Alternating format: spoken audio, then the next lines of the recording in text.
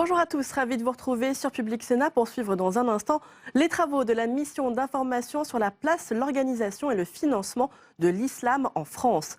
Cette mission d'information a été mise en place à la fin de l'année 2015 à la demande du groupe UDI-UC et depuis le début de l'année 2016, elle a donc débuté ses travaux. Elle a multiplié les auditions de spécialistes, de chercheurs, de journalistes, mais aussi de représentants de l'islam. Elle a aussi multiplié les déplacements, que ce soit en Arabie Saoudite, où la mission d'information a pu visiter le premier centre de déradicalisation qui a été construit au monde, mais aussi beaucoup plus près, puisque dernièrement, la mission d'information s'est rendue à Évry-Courcouronnes, où elle a pu visiter la deuxième mosquée de France. Ce matin, je vous propose de voir l'audition de Shems Eddine Hafiz, qui est le représentant de la Grande Mosquée de Paris, vice-président du CFCM, le Conseil français du culte musulman.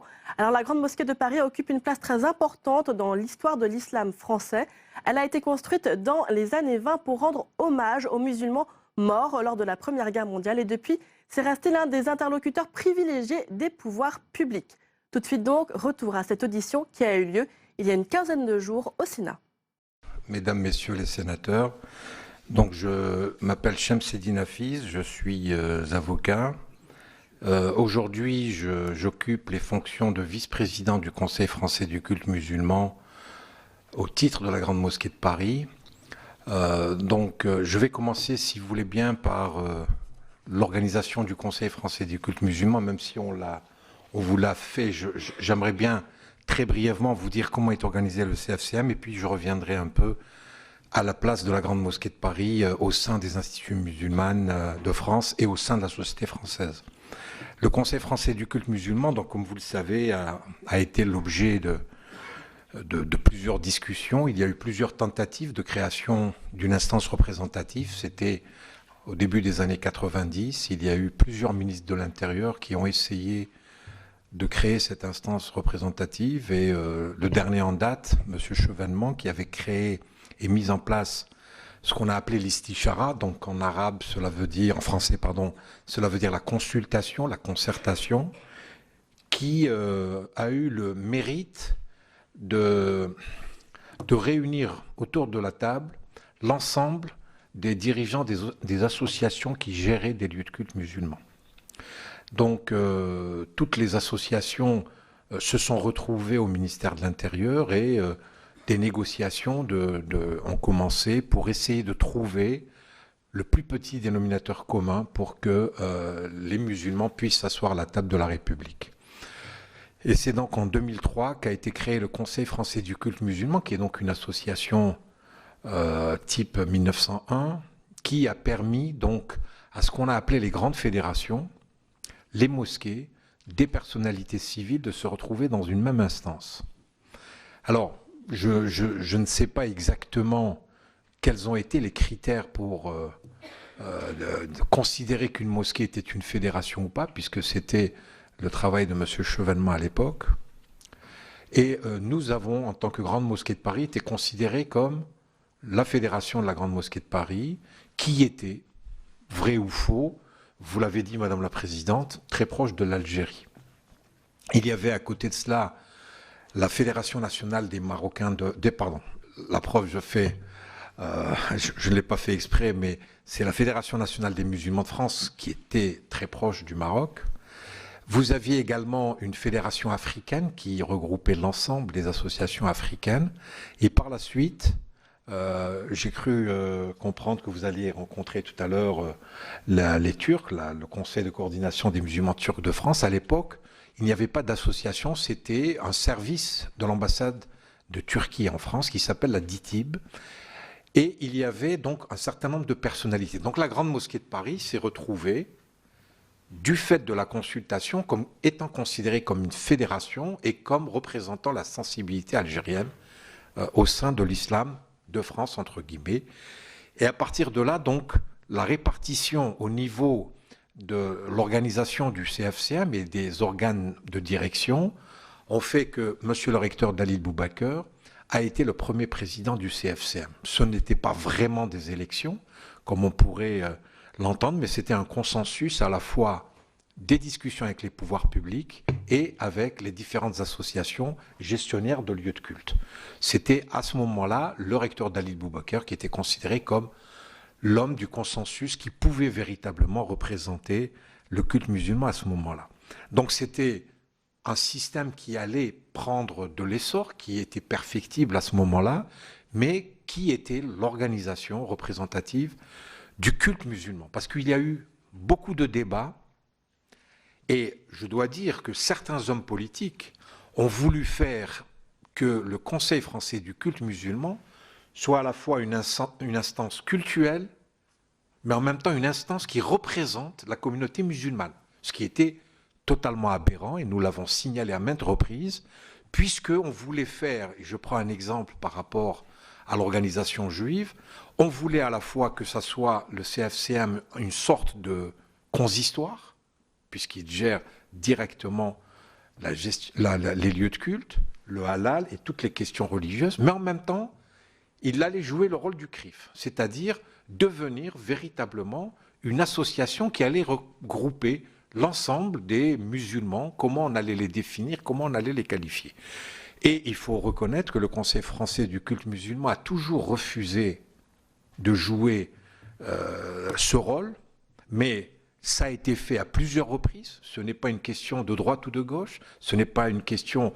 Tous les hommes politiques ont joué cette carte. La preuve, c'est lorsqu'il y a eu une prise d'otage en Irak, il y a eu une délégation du Conseil français du culte musulman qui s'est déplacée, incitée par le ministère de l'Intérieur. À chaque fois qu'il y a eu des questions qui se sont déroulées dans la région des pays musulmans, on voulait faire jouer au Conseil français du culte musulman ce rôle. Le dernier en date, dont je me rappelle, et personnellement en représentant la Grande Mosquée de Paris, je m'étais opposé à cela, c'était au moment où Madame Alioumari était ministre de l'Intérieur. Il y a eu le premier gros conflit qui s'est passé, je crois que ça s'appelait l'opération Plomb Durci en Israël, où on nous a appelés au ministère de l'Intérieur pour nous réunir avec des gens, des responsables du CRIF et des responsables du ministère de l'Intérieur pour voir comment les manifestations qui se tenaient en France devaient être gérées. En 2005, la crise des banlieues, on a fait appel au CFCM qui a refusé de le faire et c'est l'UOIF qui a été appelé pour faire une fétoire. Est-ce qu'aujourd'hui, en France, on doit parler en droit positif de fétoire, ce qui me paraissait assez étonnant. Donc voilà comment le Conseil français du culte musulman a pu naître à ce moment-là avec énormément, je dirais, d'ambiguïté dans son rôle. Et je me dois d'affirmer aujourd'hui devant vous que le Conseil français du culte musulman ne peut être aujourd'hui dans un système laïque, dans un pays où il n'y a pas aujourd'hui, du fait de la laïcité, un communautarisme, et le Conseil français du culte musulman, à l'instar des institutions cultuelles, doit s'occuper simplement de la gestion du culte. Nous l'avons dit, répété et insisté sur ce rôle. Nous n'avons pas aujourd'hui un rôle de représentation de la communauté musulmane en France, parce que je ne pense pas que la communauté musulmane en France existe. Donc voilà comment nous avons été tenus en tant que Conseil français du culte musulman dans cette espèce d'ambiguïté où on nous a fait jouer énormément de rôles.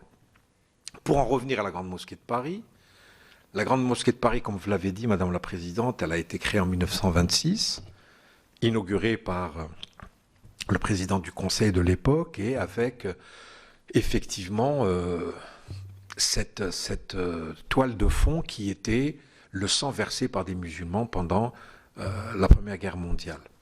Là également, il y a eu... nous étions juste après la loi de 1905. C'est l'Assemblée nationale qui a voté un financement de 500 000 francs pour la construction de la Grande Mosquée de Paris, avec un don d'un terrain sur lequel aujourd'hui est construite la Grande Mosquée de Paris. Et compte tenu du fait que les trois départements français de l'époque en Algérie, le département d'Alger, d'Oran et de Constantine, on a inscrit les statuts, déposé les statuts et enregistré les statuts au niveau de la Mahkama, donc le tribunal d'Alger. C'était pour permettre à la Grande Mosquée de Paris de bénéficier à la fois de financement et à l'époque, les ministres du culte, de tous les cultes, pas uniquement musulmans, était directement financé en Algérie parce que les règles de la laïcité ne s'appliquaient pas. Et donc la mosquée de Paris était à ce moment-là la seule instance représentative. Elle jouait à la fois un rôle, puisque le recteur était aumônier national, des prisons, etc. Donc il jouait le rôle de premier responsable du culte musulman en France. Cette situation ne pouvait pas perdurer à partir, je dirais, de la fin des années 80, où il y a eu de nouvelles associations, notamment l'UOIF, l'AFNMF dont j'ai parlé tout à l'heure, la Fédération nationale des musulmans de France, et donc le leadership de la mosquée de Paris était contesté à l'intérieur de la communauté cultuelle musulmane. Cette association, donc, vous m'avez posé la question, Madame la Présidente, sur les relations entre l'Institut musulman et la Société des Habous. Et l'Institut musulman, lorsqu'il a été créé un peu de façon fictive, parce qu'il n'existe pas juridiquement, l'Institut musulman de la Mosquée de Paris a été créé pour permettre effectivement à ce que l'État puisse subventionner un institut. Et la Société des Habous, les Habous, ce sont ce qu'on appelle les biens qui étaient consacrés, je dirais, à tout ce qui était cultuel.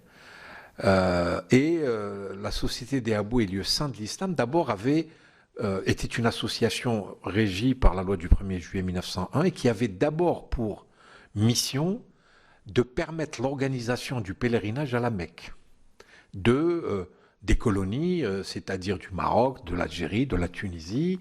Donc la Société des Habous pouvait prendre acquisition sur les lieux saints de l'islam, donc à la Mecque, des hôtels, et permettait donc le déplacement pour le pèlerinage des populations musulmanes dans cette région. Bien évidemment, la Société des Habous, juridiquement, est propriétaire de la mosquée de Paris. Donc il n'y a pas plusieurs entités juridiques, il n'y en a qu'une, c'est la Société des Habous, association loi 1901. Et la Grande Mosquée de Paris, c'est son nom sans plus, mais juridiquement, c'est la Société des Habous et le sein de l'islam. Donc il y a eu plusieurs recteurs qui se sont succédés et qui effectivement sont tous d'origine algérienne. Monsieur Kadour Ben Gebrit, qui est le directeur fondateur de la mosquée de Paris, qui a été proposé à l'époque par le maréchal Lyautey, et qui a été, à ce titre-là, était un érudit algérien qui avait été au Maroc et qui avait rejoint donc le service du protocole du Maroc et a été le chef du protocole du roi de l'époque. Et c'est comme cela qu'il est arrivé comme recteur de la Grande Mosquée de Paris. Il y a eu un petit flottement en 1957 à la suite de son décès.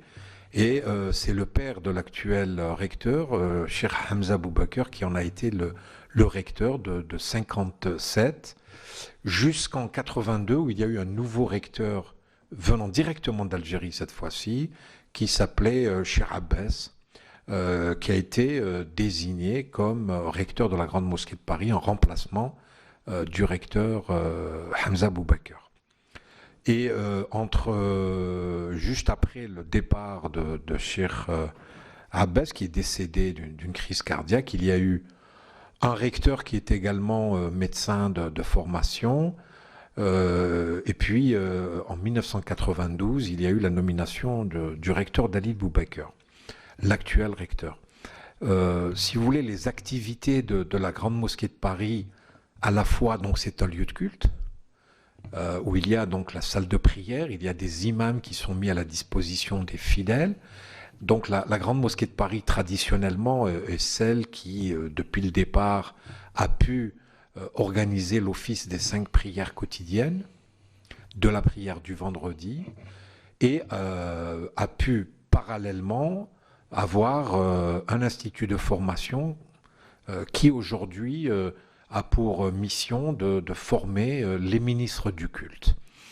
À côté de cela, il y a une école d'apprentissage de la langue arabe pour les jeunes enfants, puisque pour pouvoir prendre connaissance du Coran, il est souhaitable que nous puissions prendre connaissance des versets du Coran avec la langue arabe, puisqu'il y a un verset du Coran qui dit que le Coran a été révélé en langue arabe.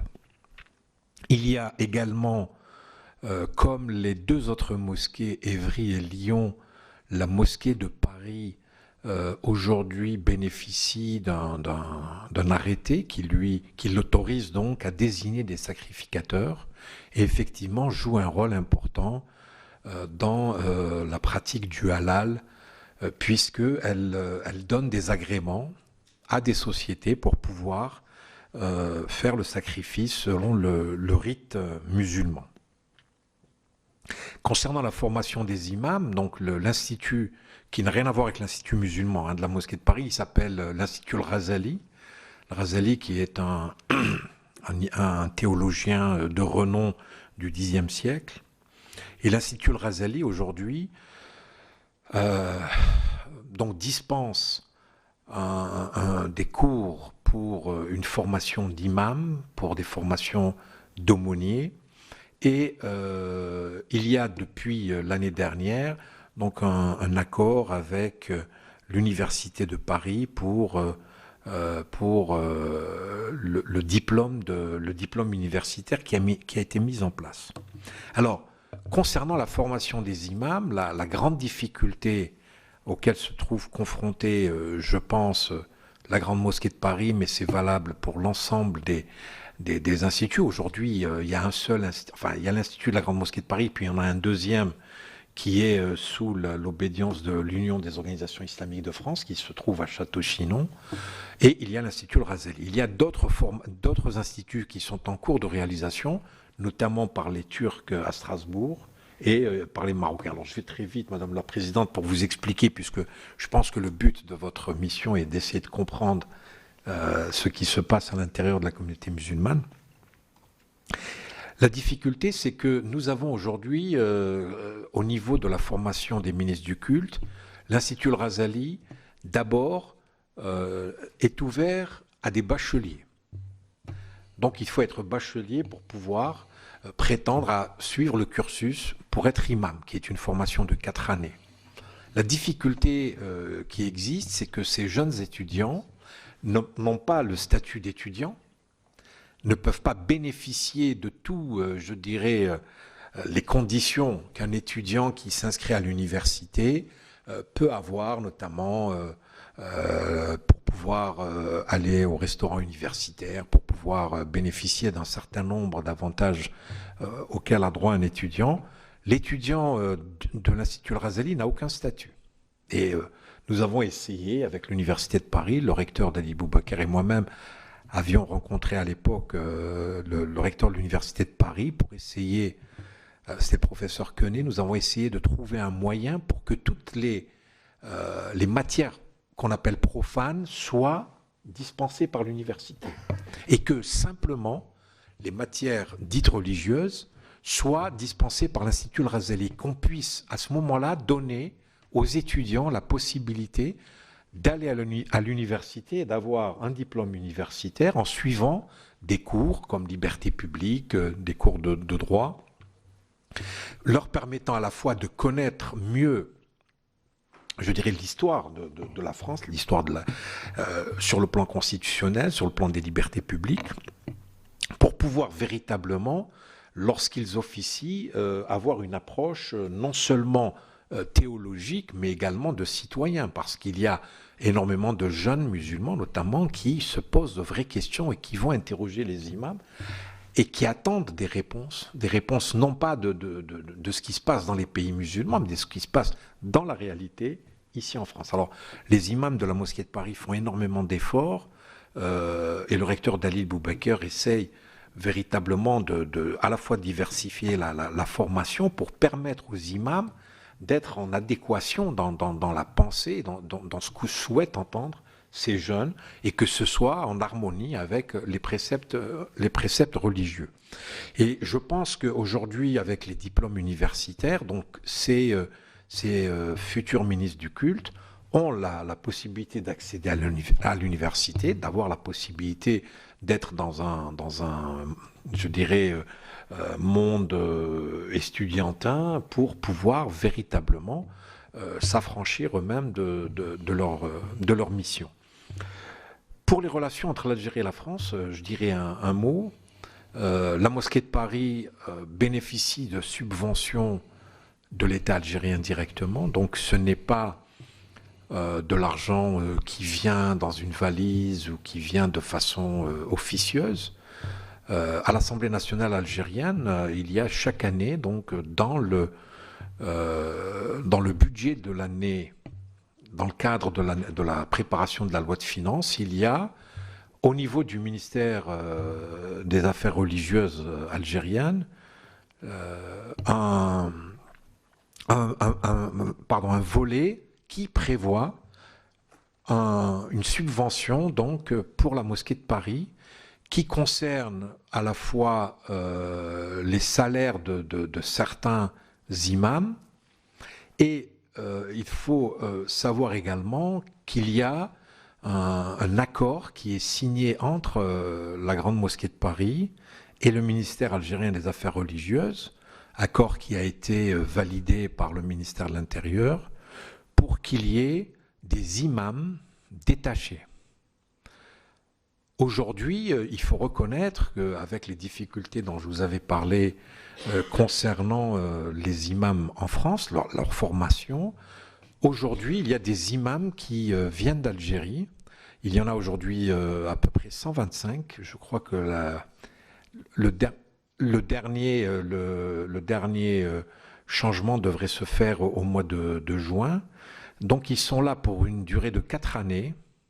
Et les responsables du ministère de l'Intérieur se déplacent à Alger parce qu'aujourd'hui, c'est un concours en Algérie qui s'opère dès l'arrivée de l'étudiant imam en Algérie, qui doit montrer soit des aptitudes à la langue française, soit lorsqu'il va entamer son enseignement d'imam, il va avoir un certain nombre d'heures de cours qui lui permettent de pratiquer la langue française pendant ces 4 années, puisque là-bas aussi c'est une formation de 4 années. Et à ce moment-là, il y a des responsables du ministère de l'Intérieur qui vont en Algérie, à l'Institut donc, de formation des imams à Alger, avec les responsables du ministère des Affaires religieuses, pour examiner donc, les candidatures des futurs imams détachés.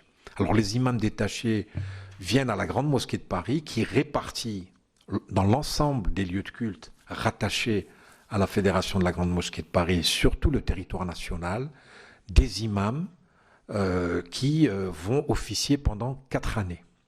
Donc ils ont un statut de fonctionnaire, donc ils sont soumis à une obligation de réserve et ne peuvent pas faire de prêche sans le contrôle direct du recteur de la Grande Mosquée de Paris, qui lui va leur donner des instructions sur le type de discours qu'il va falloir faire. Alors, ça peut choquer, ça peut être mal compris, mais en même temps, c'est la réalité. Aujourd'hui, il y a un vrai déficit en termes de formation. Nous n'avons pas suffisamment de ministres du culte, que ce soit les imams, que ce soit les aumôniers, que ce soit les personnes qui peuvent encadrer sur le plan religieux la communauté musulmane. Nous avons un vrai déficit et je crois que aujourd'hui c'est quelque chose qui doit faire l'objet d'une vraie réflexion. Il est bien évident que cette relation qui se tient entre l'Algérie et la France, entre le Maroc et la France, et la Turquie et la France, parce que ce sont les 3 pays qui font l'objet de ce type d'accord, celui entre l'Algérie et la France est celui qui est, je dirais, le mieux organisé, parce que l'Algérie a pris un décret présidentiel qui a donné une qualification au statut de l'imam qui est envoyé ici en France. Donc, comme je disais, une durée de 4 années, parce qu'à un moment donné, vous aviez des imams qui viennent avec une carte de séjour et qui s'installent durablement et qui ne retournent plus par la suite dans leur pays d'origine. C'est pour ça que j'ai insisté sur le caractère du fonctionnaire, parce qu'il vient avec un vrai contrat Et jusqu'à présent, ça fait une dizaine d'années que nous pratiquons ce procédé et il n'y a jamais eu de défection ou il n'y a pas eu aujourd'hui de fonctionnaires qui se sont installés, qui n'ont pas voulu retourner dans leur pays d'origine.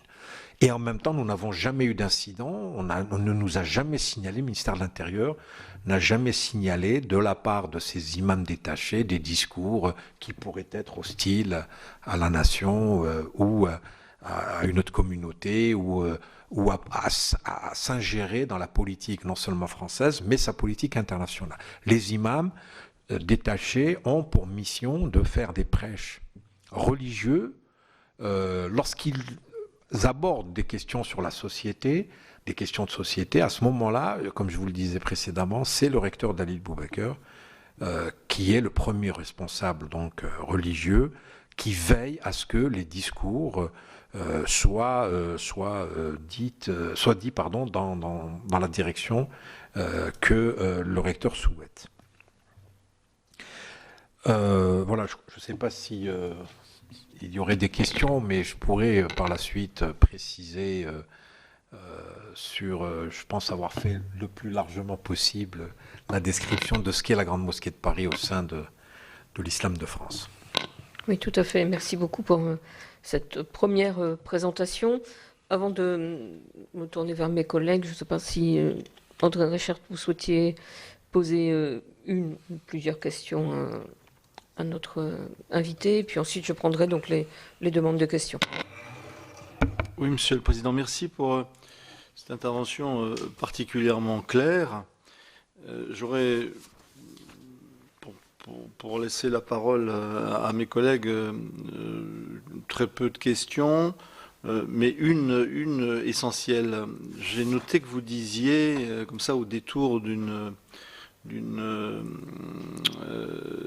présentation de votre part, je ne crois pas que la communauté musulmane de France existe.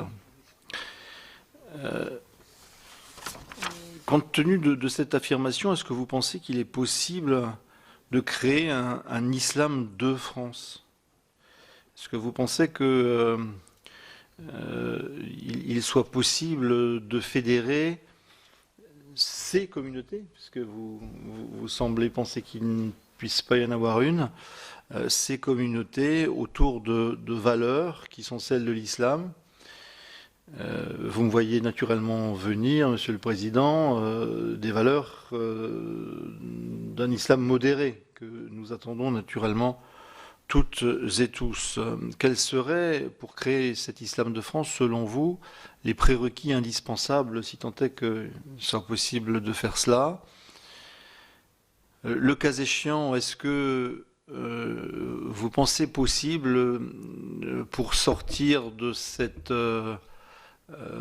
représentation des mosquées que constitue le CFCM, puisque c'est bien cela dont il s'agit, et de parvenir à une représentation, pour le coup, voilà, de cette communauté musulmane de France, je répète, si tant est qu'on puisse y arriver, si tant est qu'elle existe. Ça, c'était ma première question.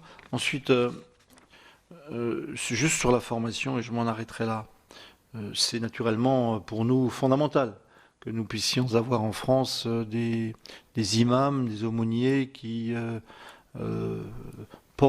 qui véhiculent des valeurs de l'islam qui puissent être aussi modérées que possible à l'égard de celles et ceux qui ne veulent pas pratiquer, qu'ils soient musulmans ou qui pratiquent d'autres religions, c'est évident. Alors, vous nous disiez qu'il y a deux types de formation d'islam, d'imams. Il y a des imams formés en France, il y a des imams qui sont formés à l'étranger. J'ai bien noté dans quelles conditions ces formations ont lieu. Pour vous, quel est votre choix? Qu'est-ce que vous préféreriez? Ne me dites pas les deux, étant entendu que vous disiez quand même que les imams qui sont formés à l'étranger, si tant est qu'ils soient formés chez vous, par exemple, mais on sait que, vous le disiez, il y a aussi des formations assurées au Maroc, qui est un pays avec qui on a des liens d'amitié, même si à un moment, il y a eu quelques petits soucis. La Turquie aussi, avec qui on peut nouer des relations. L'Union européenne est en train d'en créer des fortes, vous savez, concernant les migrants, dans la mesure où ces gens sont des fonctionnaires. Et vous avez eu l'honnêteté de nous dire que, étant fonctionnaires, ils peuvent recevoir des instructions, des consignes, notamment de modération de leur propre prêche. Est-ce que ce n'est pas une solution qu'on doit examiner?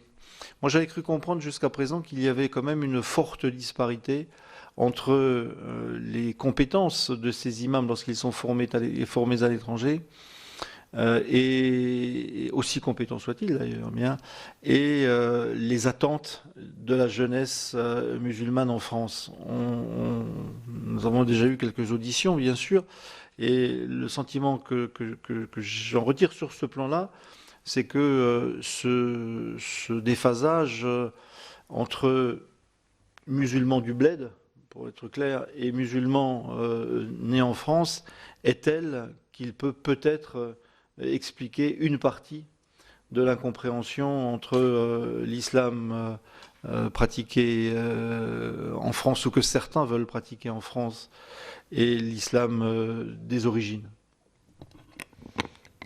Bien, alors, je vois le temps qui passe trop vite.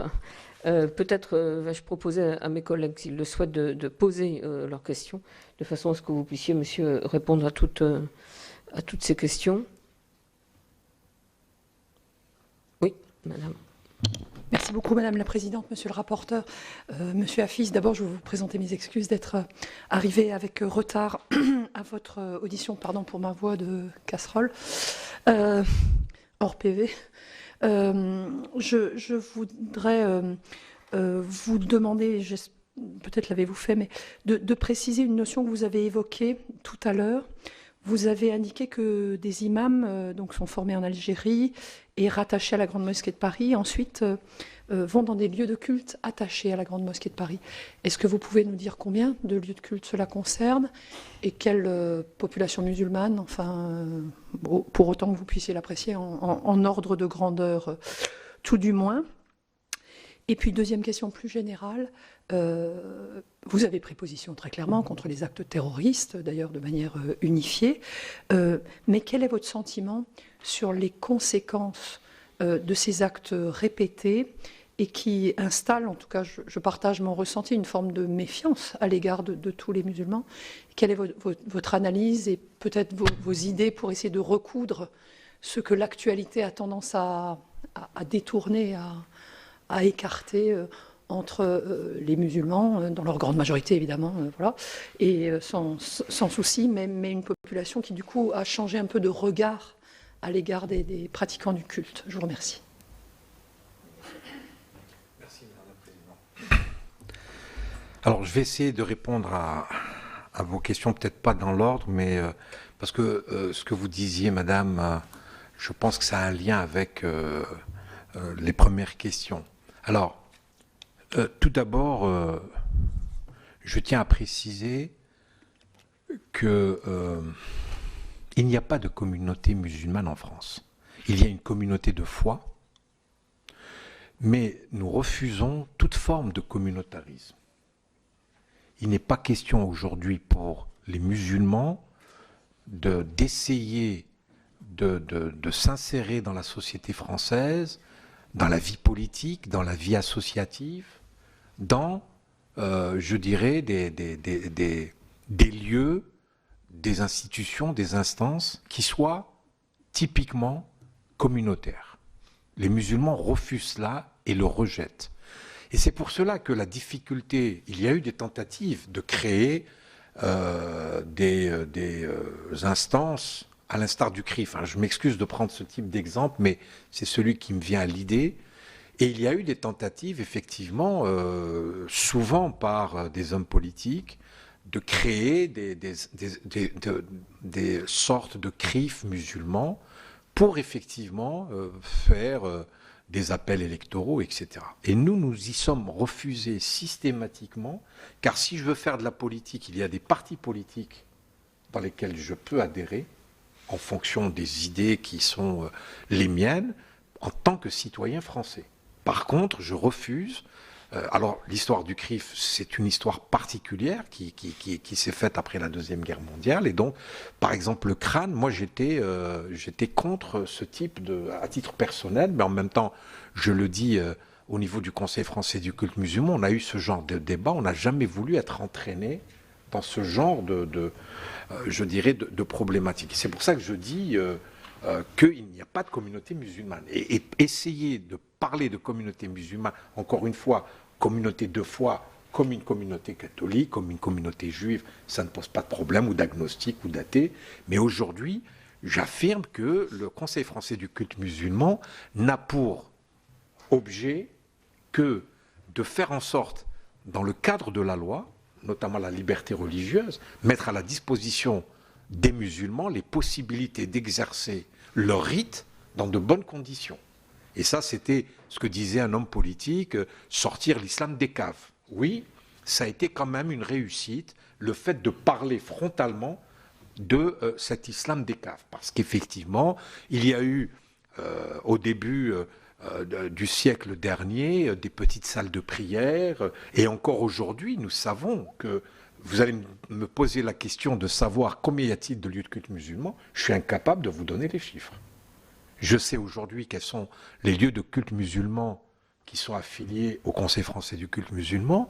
Nous avons une idée approximative parce qu'aujourd'hui, nous avons des lieux de culte qui sont dans des petits pavillons, dans des petits appartements, organisés en association. Hein. Ce n'est pas des lieux de culte, je dirais, illégaux, hein, mais qui ne se reconnaissent pas dans le Conseil français du culte musulman. Alors, la difficulté pour l'islam de France. Moi, je suis pour un islam de France. C'est un slogan politique, parce que l'islam, comme toutes les religions, moi, je suis choqué quand on me dit l'islam de France. L'islam est universel, c'est une religion, à l'instar des autres religions monothéistes, qui est une religion sans frontières. Mais en même temps, lorsque je parle d'islam de France, c'est que je souhaiterais que nos imams soient formés ici, et il faut qu'on s'en donne les moyens. Et aujourd'hui, je m'adresse à des sénateurs, je pense qu'il faut se poser la question de savoir, face à la situation dans laquelle nous sommes, nous vivons une situation tragique. Et lorsque madame parlait de la méfiance, vous pensez que je ne suis pas touché, moi personnellement. Moi-même, j'ai été objet d'actes racistes, me concernant. Pourtant, je suis avocat, je suis bien installé. Bon, mais pourtant, il y a des gens qui m'ont traité de Daesh et de sale musulman. Ça, il n'y a pas très longtemps de cela. Et je suis certain que plus on va aller dans le temps, plus on va rencontrer ce genre de situation. Aujourd'hui, être musulman en France, c'est extrêmement compliqué. Et donc, il va y avoir des effets. Donc aujourd'hui, nous devons nous poser la question, est-ce que nous restons dans les règles de la laïcité ou est-ce que nous devons prendre à bras le corps? Et moi, je suis pour cette deuxième hypothèse, c'est qu'il faut qu'il y ait un genre de plan Marshall, ou je ne sais pas, vraiment prendre... Parce qu'on ne peut pas accepter qu'il y ait une formation d'imam qui se fasse à l'étranger. J'ai été de ceux qui, en 2004, avaient préparé avec M. Sarkozy un texte qui prévoyait donc ce lien entre l'Algérie et la France, mais c'est ponctuel, et en même temps, il faut demander aux autorités algériennes. Moi, j'ai rencontré le président algérien avec le recteur Dalil Boubaker, qui nous a dit « Moi-même, je n'ai pas suffisamment d'imams. Le terrorisme battait son plein. Et aujourd'hui, on a besoin d'imams en Algérie.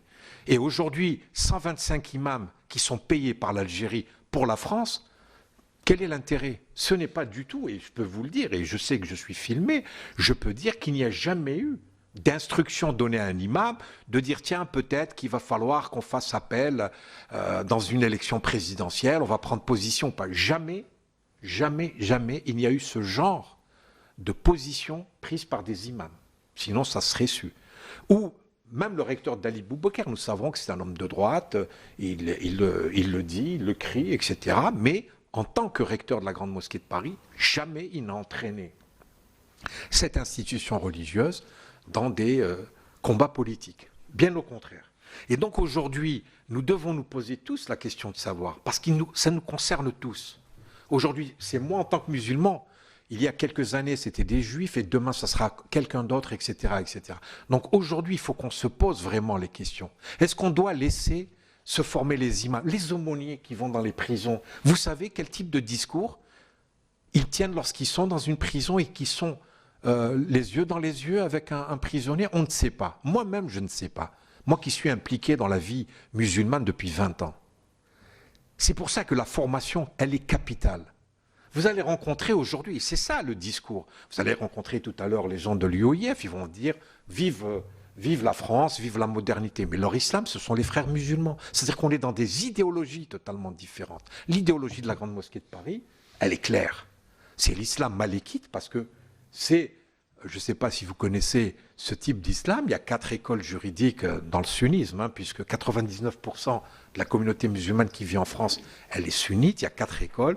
La plus importante, parce qu'elle touche le Maghreb, c'est le malékisme. Donc je préfère aller, et la plus grande partie, à la fois marocain et algérien, ça permettra peut-être de réconcilier ces deux communautés, c'est le même islam. Aujourd'hui, qu'est-ce qu'on veut avoir comme formation? Et c'est ici que nous devons contrôler la formation de nos imams et de nos aumôniers. C'est pour cela que la difficulté au niveau aujourd'hui de l'Institut Al-Razali, de la Mosquée de Paris, qui est très compliqué, il n'est pas subventionné, le statut des étudiants. Quel type de statut?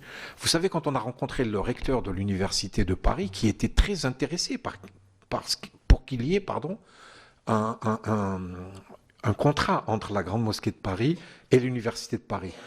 C'est les syndicats qui ont, au nom de la laïcité, qui ont considéré qu'on ne pouvait pas laisser la religion entrer dans l'université.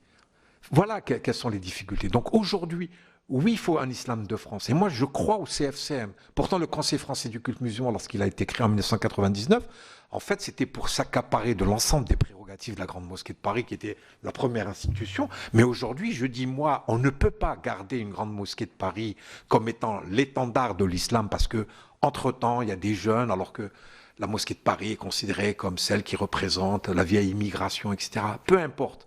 Mais le Conseil français du culte musulman existe et il faut le préserver. Parce que c'est la première fois que nous avons, qu'on le veuille ou pas, l'ensemble des associations, même qui représentent des pays étrangers. Oui, mais c'est l'histoire. On ne peut pas d'un coup effacer tout en disant l'islam de France, on l'a instauré, on l'a créé. Et on va le créer à partir du 1er avril 2016. Non, c'est pas possible. Il y a une histoire. Aujourd'hui, le recteur Boubaker va partir, moi je vais partir, mais le Conseil français du culte musulman doit rester l'institution qui va regrouper l'ensemble des gestionnaires de lieux de culte. Et je tiens précisément à ce que l'objet du CFCM ne peut être que celui-là. Il n'a pas à faire de la politique. Nous sommes là pour gérer un lieu de culte, pour gérer le halal, pour gérer le pèlerinage. Vous savez combien il y a de pèlerins qui partent de France ? Près de 25 000.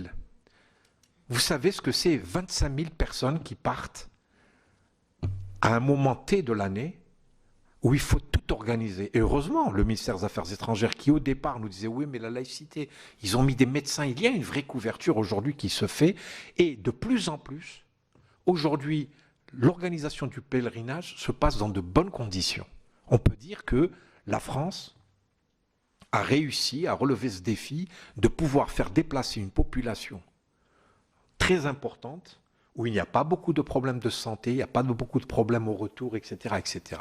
Contrairement à d'autres pays musulmans, où il y a des morts, etc. Pour les pèlerins français, il n'y a pas beaucoup de décès, il n'y a pas beaucoup de difficultés. Il y a eu pendant un certain temps des agences de voyage qui ont profité d'un flou juridique pour s'accaparer d'un certain nombre de choses, de gruger un peu leurs clients. Mais aujourd'hui, c'est en train de se régler au fur et à mesure. Donc il y a un temps, mais moi je crois que le Conseil français du culte musulman, il faut absolument le maintenir.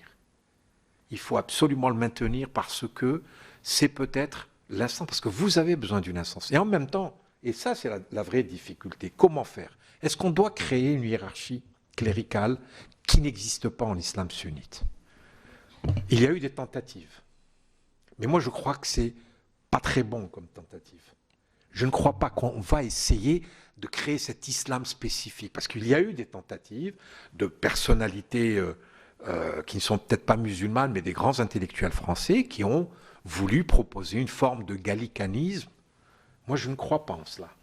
Moi, je crois qu'il faut garder une spécificité à la religion musulmane, mais en créant, par exemple, à côté du Conseil français du culte musulman, sous la coupe du Conseil français du culte musulman, un conseil théologique. Aujourd'hui, on a besoin d'un conseil théologique qui puisse, pour vous non-musulmans, parce que moi j'ai fait en 2006 un petit livre chez Dallos sur droit et religion musulmane, je me rends compte des difficultés que les non-musulmans, en tant qu'employeurs, en tant que professeurs d'université, moi j'ai eu des personnes qui m'appellent en me disant est-ce que pendant le ramadan on peut organiser un examen? Dans les pays musulmans, les examens se déroulent sans qu'il y ait de dispense.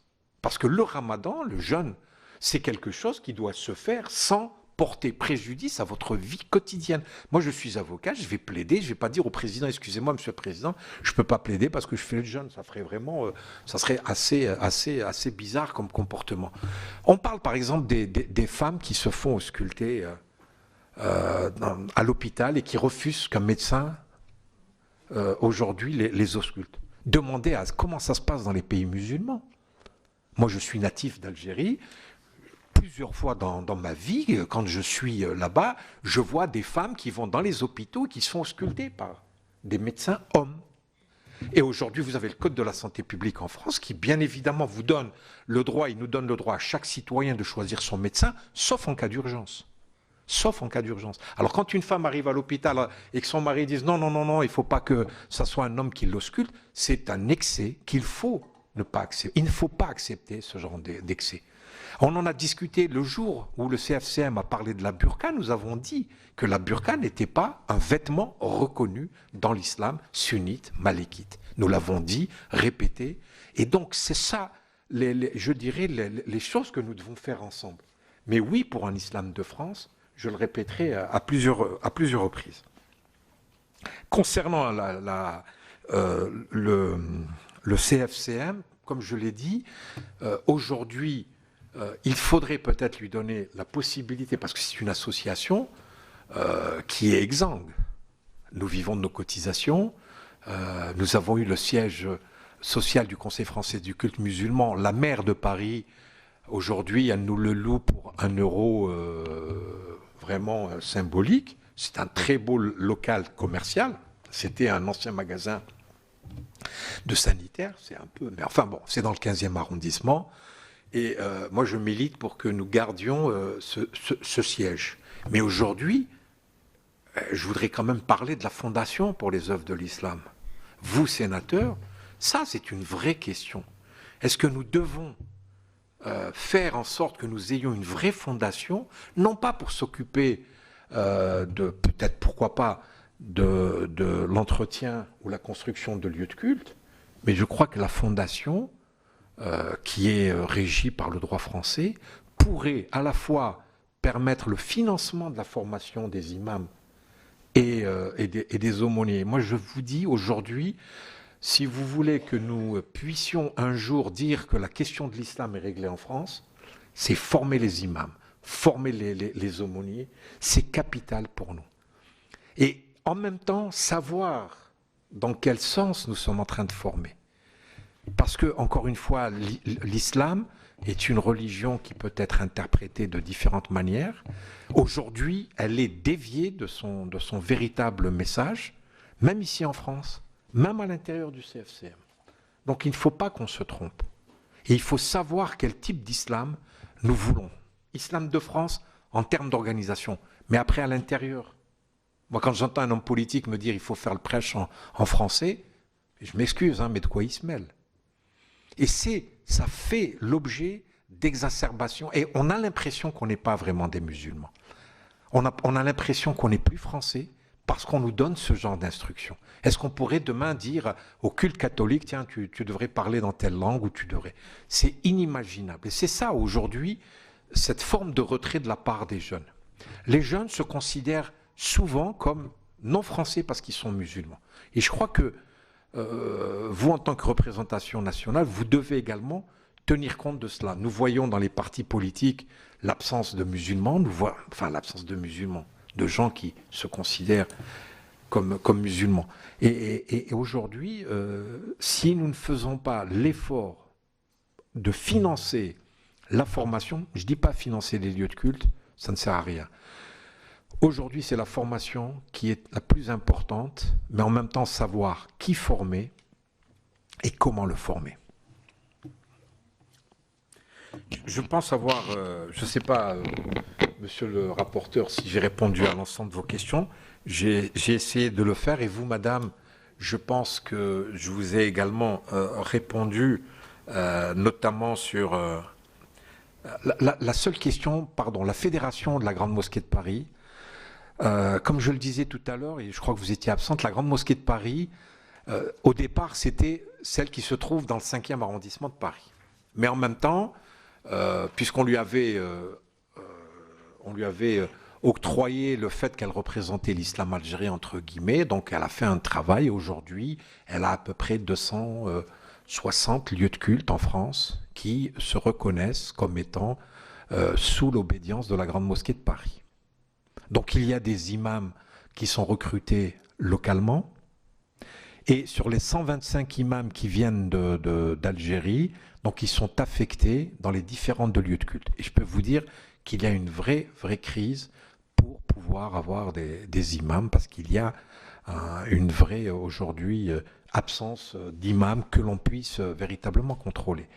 Donc voilà, c'est pour cela que je parlais donc de la Fédération de la Grande Mosquée de Paris, qui regroupe à la fois donc la Mosquée de Paris elle-même et les différents lieux de culte qui se reconnaissent dans cette sensibilité. Alors peut-être une toute dernière, toute petite Très question. bref, selon ma bonne habitude, compte tenu de ce que vous venez de dire, vous le savez, la France, on parle de l'exception culturelle, mais il y a une autre exception qui est celle de la laïcité. C'est une notion à laquelle la plupart des hommes politiques sont extrêmement attachés, qui recouvre d'ailleurs des réalités différentes, et la loi de 1905. Alors, posée de façon très directe, est-ce que vous considérez que la loi 1905 n'est pas ou n'est plus adaptée à la situation actuelle, en tout cas concernant l'islam, et en particulier à travers la question de la formation des imams, puisque telle quelle, la loi de 1905, enfin, à l'exception, et encore je vais dire à l'exception des départements concordataires, non, puisque dans la loi concernant le concordat, il n'y a pas l'islam. Mais est-ce que cette loi n'est pas adaptée et devrait, selon vous, puisque vous vous adressez donc à des parlementaires, être modifiée dans le sens de permettre la formation d'imams, financièrement parlant? Moi, personnellement, et je le dis en mon nom et au nom de la Mosquée de Paris, toucher à la loi de 1905 ne serait pas une bonne chose. Je vous ai donné l'exemple, à la fois peut-être de la Fondation. Aujourd'hui, on peut trouver... Regardez, quand on a mis en place les diplômes universitaires, je trouve que c'est quelque chose d'extrêmement important. Oui, non, mais je vais dans votre sens. Aujourd'hui, on peut trouver, je n'aime pas le terme astuce, mais peut-être des modalités juridiques pour pouvoir financer, peut-être pas directement, parce que l'État, effectivement, n'a pas... parce que moi, je pense que toucher au sacré, parce que là, on est dans la laïcité, c'est à peu près la même chose. Moi, je ne crois pas qu'il faille toucher à la laïcité, mais trouver, par exemple, par le biais de la Fondation, c'est ce que nous avons proposé au ministère de l'Intérieur, pour que la fondation qui avait été créée à l'époque par M. Dominique de Villepin, la Fondation des œuvres de l'islam, effectivement, au départ, il y avait je pense, un vice originel au niveau de la fondation, puisque on avait fait uniquement de cette fondation, les membres qui l'ont créée étaient les mêmes que ceux qui ont créé le Conseil français du culte musulman, et il y a eu à ce moment-là un blocage. Mais aujourd'hui, je pense que la Fondation pour les œuvres de l'islam, ou qui est un autre nom, peu importe, puisse, elle, financer directement les formations, voire même la rémunération des aumôniers, parce qu'aujourd'hui, être aumônier, c'est vraiment une tâche extrêmement difficile. Pour la plupart, ils sont bénévoles, et c'est extrêmement compliqué. Une fondation, rien ne lui interdit aujourd'hui de financer les formations et de payer des aumôniers, voire des imams ou des ministres du culte en général. Bien évidemment, mais cela sous-entend que l'État, l'État financerait la fondation. Non. Aujourd'hui, si la fondation est en panne, c'est pas vraiment la faute de l'État. Non, c'est pas la faute de l'État. La fondation ce n'est pas la faute de l'État. Je vous dis, c'est une erreur qui a été commise au départ. Alors, aujourd'hui, on est en train de se poser la question parce qu'à l'époque, lorsqu'elle avait été créée, cette fondation, lorsqu'il y a eu le décret donc, du Conseil d'État, il y a eu un pourvoi fait par Madame Marine Le Pen devant le Conseil d'État. Malheureusement, on n'a pas suivi malheureusement, parce qu'on aurait pu savoir quelle était la position à ce moment-là du Conseil d'État, parce qu'on disait que tout était trop cultuel. Mais en même temps, moi, je considère aujourd'hui qu'il y a la possibilité de créer cette fondation. Ça ne dépendra pas de l'État, mais l'État peut indirectement aider, parce qu'on voit qu'il y a des entreprises. Monsieur Dassault, lorsqu'il a fait un don d'1 million d'euros, il ne l'a pas fait comme ça. Donc, il n'a pas une sympathie particulière pour cette fondation. Mais il y a eu cet effort qui a été fait. Et donc, je pense qu'on aurait pu continuer dans ce domaine à essayer de lever des fonds pour qu'on puisse effectivement les former. Chercher aujourd'hui à contrôler, par exemple, tout à l'heure au début de mon propos, j'avais parlé de la subvention dont bénéficie la Grande Mosquée de Paris. Et moi, j'entends aujourd'hui dans l'opinion publique, on dit les pays étrangers, etc. À partir du moment où l'argent de l'étranger qui vient éventuellement, vous allez recevoir tout à l'heure, je l'ai vu, Monsieur Augra, en tant que représentant de la communauté turque, oui, mais à partir du moment où c'est légal, transparent, aujourd'hui, je pense que c'est un mal nécessaire. On ne peut pas se passer de ce type de financement dans l'immédiat en attendant de trouver par la suite des ressources. Il faut savoir également que la communauté musulmane est une communauté relativement pauvre et faible, et les lieux de culte sont surtout financés par les dons, le vendredi, etc. Il y a de gros efforts qui sont faits dans ce domaine. On reste sur le même thème puisque je vous propose de rester sur la place, l'organisation, le financement de l'islam en France avec cette fois-ci l'audition d'Amar Lasfar qui est lui le président de l'UOIF, l'Union des organisations islamiques de France, première fédération musulmane associative en France, mais dont les idées sont réputées proches des frères musulmans. Tout de suite donc, retour à cette audition qui s'est tenue le même jour au Sénat. Madame la Présidente, Mesdames, Messieurs les sénateurs, je tiens d'abord au nom de l'UOIF à vous remercier pour cette invitation que vous nous avez adressée et pour cette occasion qui nous est donnée pour parler d'une fédération qui s'appelle donc l'Union des organisations islamiques de France et qui fait partie du paysage confessionnel musulman dans notre pays. Donc mon propos s'articulera autour de 3 points. Premier, je parlerai donc de l'UOIF et de l'Islam de France, qu'a fait cette fédération depuis sa création. Deuxième point, l'organisation du culte musulman, les différentes tentatives de structuration du culte musulman et les différents projets de la représentation du culte musulman jusqu'au CFCM, l'actuel représentant du culte musulman. Puis au troisième point, les défis qui se présentent à l'islam d'une façon générale et aux musulmans de notre pays. Donc, comme vous le savez bien, l'UOIF a été créé en 1983, 9 associations de l'époque, 9 mosquées. Est-ce qu'on pouvait parler déjà en 83 de mosquées? Donc, c'était juste des salles de prière de l'époque. Mais dès le début, donc, l'UOIF s'est vu, en quelque sorte, il a vu ce qu'on va vivre 30 ans plus tard comme défi qui va se présenter aux musulmans, notamment la pratique du culte musulman, les mosquées, les écoles qui viendront par la suite, cet islam de France qui n'était rien d'autre à l'époque comme un culte qui se pratique par la plupart, à l'époque c'était des immigrés, à compter par la personne qui vous parle aujourd'hui. Donc c'était un peu un culte réservé à des immigrés, donc le phénomène notamment de la deuxième G n'était pas encore connu, et puis un islam franco-français n'était pas encore connu à l'époque. L'objectif majeur ou l'objet majeur de cette fédération, c'est d'abord faciliter aux musulmans la pratique de leur culte, les accompagner dans leur intégration, parce qu'à l'époque on parlait d'intégration, et de la sédentarisation de cette communauté, et en faire par la suite une communauté française, une communauté musulmane qui applique un culte conçu et pratiqué en France.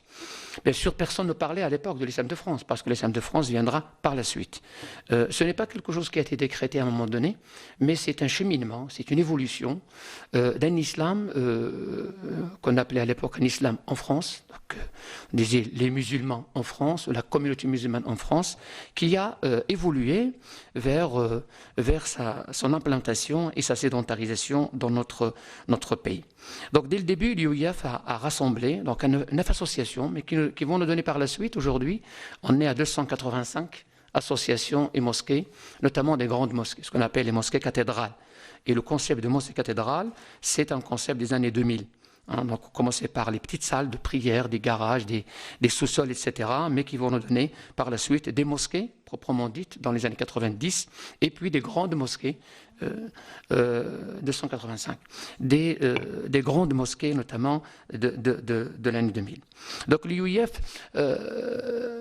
on peut dire qu'il a participer massivement avec d'autres fédérations, telles que la Mosquée de Paris, qui était avant l'UIF, il faut dire les choses, et d'autres fédérations, notamment l'RMF d'aujourd'hui, notamment nos amis turcs, la CSMTF, et d'autres fédérations. Donc il y a 5 à 6 fédérations qui opèrent en quelque sorte sur le sol français. Donc dès le début, il a un peu cadré sa vision de l'islam dans notre pays autour de 4 éléments fondamentaux. Le premier, c'est l'indépendance. Et nous pensons qu'on a très bien vu, dès 1983, sur l'indépendance du culte musulman. Il faut que le culte musulman soit indépendant.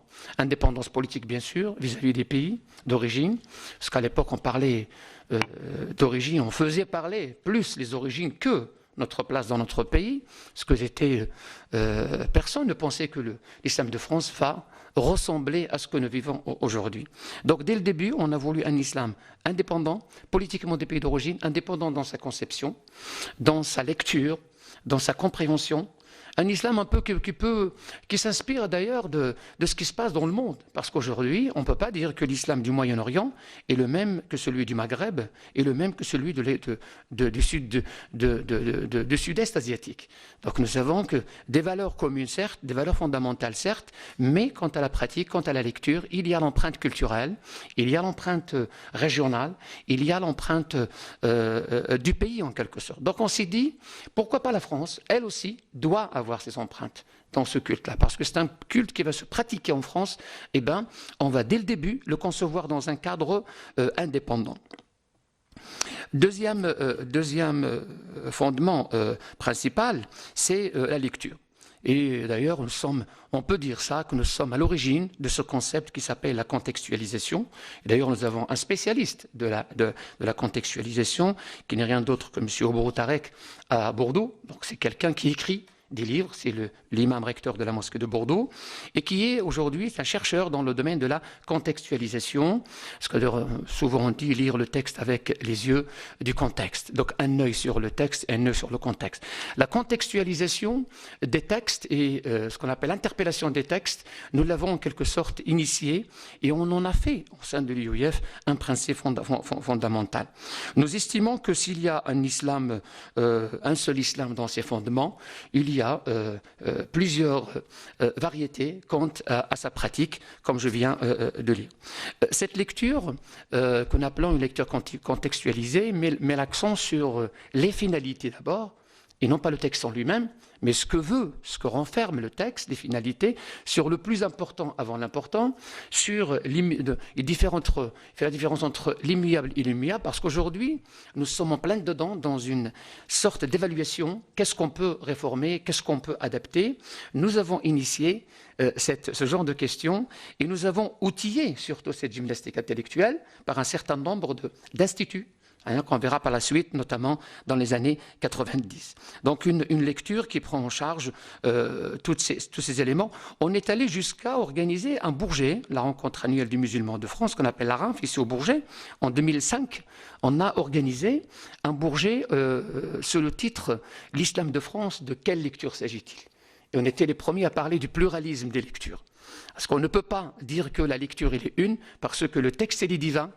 Nous pensons, et d'ailleurs on n'est pas les seuls, que le texte est divin, mais la lecture et l'interprétation, il est humaine. Et charge à l'homme de faire justement de ce texte la lecture qui lui permet de vivre en harmonie dans son pays. Donc l'islam de France, de quelle lecture s'agit-il? Troisième fondement, c'est la pratique elle-même. Là, sur la pratique, ce qu'on appelle la pratique éclairée ou la pratique modérée, mais une pratique qui, premièrement, quand on dit pratique, tout de suite, deux éléments sautent aux yeux. C'est les ministres du culte et ce qu'on appelle les avis religieux, les fatwas. Ce qui cadre un peu la pratique. Eh bien, la formation des imams, on en est plein dedans aujourd'hui. L'instance de dialogue ne parle que de ça. Ce que nous vivons aujourd'hui nous renvoie justement au discours des imams, à la langue française notamment, que doivent parler ces imams, à la culture et à la laïcité et à tout ce que doit connaître un imam ou un aumônier. Eh bien, déjà en 92, nous avons vu en quelque sorte ce genre de phénomène qui viendra par la suite, 1992, la création de l'Institut européen des sciences humaines à Château-Chinon.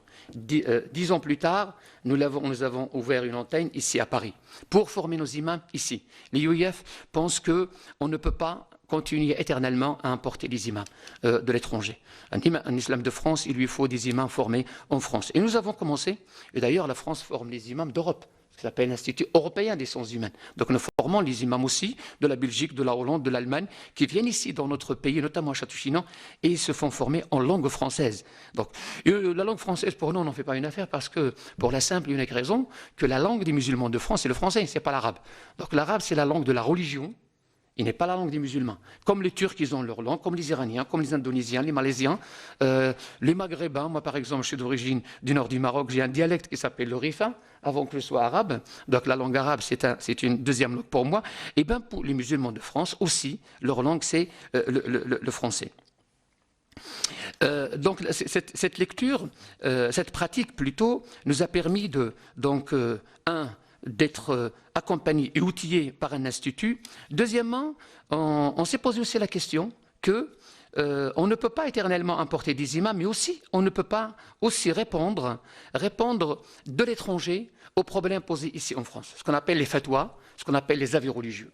Qui dit la pratique, c'est les ministres du culte et les avis religieux. Les avis religieux ne sont opposables à personne, parce que finalement, c'est des avis de savants. Et il y avait tout un débat que nous devions expliquer en quelque sorte aux musulmans que l'avis d'un savant n'est pas quelque chose de sacré. Donc, il va falloir le prendre en tant que tel et avoir cet esprit critique vis-à-vis notamment des avis et des fatwas. Et notamment des écoles jurisprudentielles. On en a 4. Il faut un temps où on en avait 14, mais là il y a 4 dans le monde musulman. Et on n'est pas tenu, nous avons cultivé cette culture, on n'est pas tenu de suivre intégralement telle ou telle école. Par exemple, dans le Maghreb, nous avons une école connue, l'école malikite. Nos amis turcs, par exemple, l'école hanafite. D'autres, ils ont l'école chafirite ou hanbalite. Et ces écoles jurisprudentielles, ces écoles de droit, de jurisprudence, peuvent en quelque sorte nous inspirer, voire même pourquoi pas, ça c'est l'IOIF qui ose dire ce genre de discours, pourquoi pas une 5e école? Pourquoi pas une école propre aux musulmans, puisqu'il s'agit de la compréhension des textes et de l'interprétation des textes? Pourquoi pas des savants ici, de France et d'Europe, vont interpeller les textes et se doter, premièrement d'une lecture et puis des avis qui sont propres à leur présence. Eh bien, nous avons imaginé en 1994 un Conseil européen de la fatwa, et c'est un Conseil européen de la fatwa qui par moments aussi répond aux problèmes qui s'en posent dans le monde musulman. Parce que nous l'avons voulu, un conseil de spécialistes dans lequel il y a l'immense majorité, quasiment, il est composé d'une bonne majorité d'imams et de savants qui opèrent ici en Europe. Et nous avons aussi avec nous des savants qui nous viennent du monde musulman, pour ne pas rompre avec justement cette continuité qui doit exister entre les musulmans d'une façon générale. Donc on peut dire que l'UIF a été à l'origine de ce concept. Nous disons sans avoir froid aux yeux, la chose suivante, c'est que c'est à la pratique musulmane de s'adapter à la société et non pas l'inverse. Ce n'est pas à la société de s'adapter à une religion qui s'appelle l'islam, mais c'est à la pratique.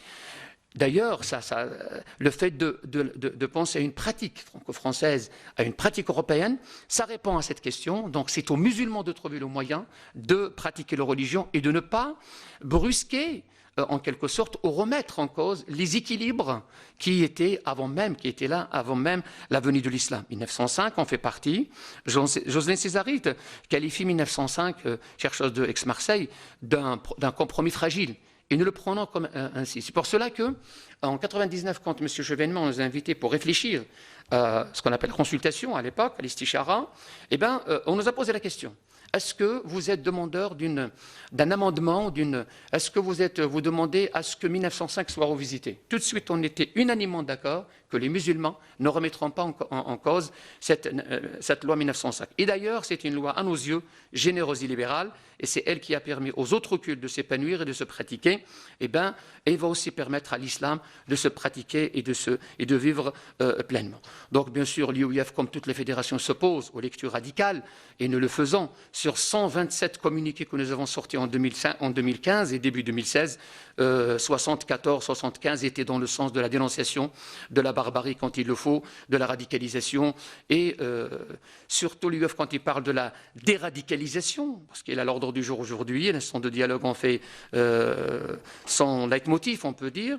Et bien nous, à l'UIF, on dit que plutôt, on n'est pas outillé pour déradicaliser. Il faut des spécialistes, il faut des psychologues, des psychanalystes, il faut de la police, il faut des juristes. Mais il y a un boulot que seuls les imams peuvent faire, que seuls les responsables associatifs peuvent faire, ce qu'on appelle la prévention. C'est-à-dire éviter aux gens de tomber dans la radicalisation. Et je pense que la plupart des mosquées, certes de l'UIF, mais au-delà de l'UIF, ont fait un boulot qui doit être salué, dans le sens de la prévention. Dieu merci que nous avons des dizaines et des dizaines de milliers de nos jeunes qui suivent encore l'orthodoxie musulmane et qui disent non quand on leur offre ces lectures radicales. Bien sûr, ces lectures radicales aujourd'hui n'émanent pas des mosquées, elles émanent de cet Internet que nous avons vu déjà en 92-94. C'est comme si on savait qu'il y aurait quelque chose qui va venir, ce qu'on appelle les fatwas transcontinentales. Quand via un smartphone, et vous avez un imam, je ne sais pas d'où il vous parle, mais il répond à vos questions.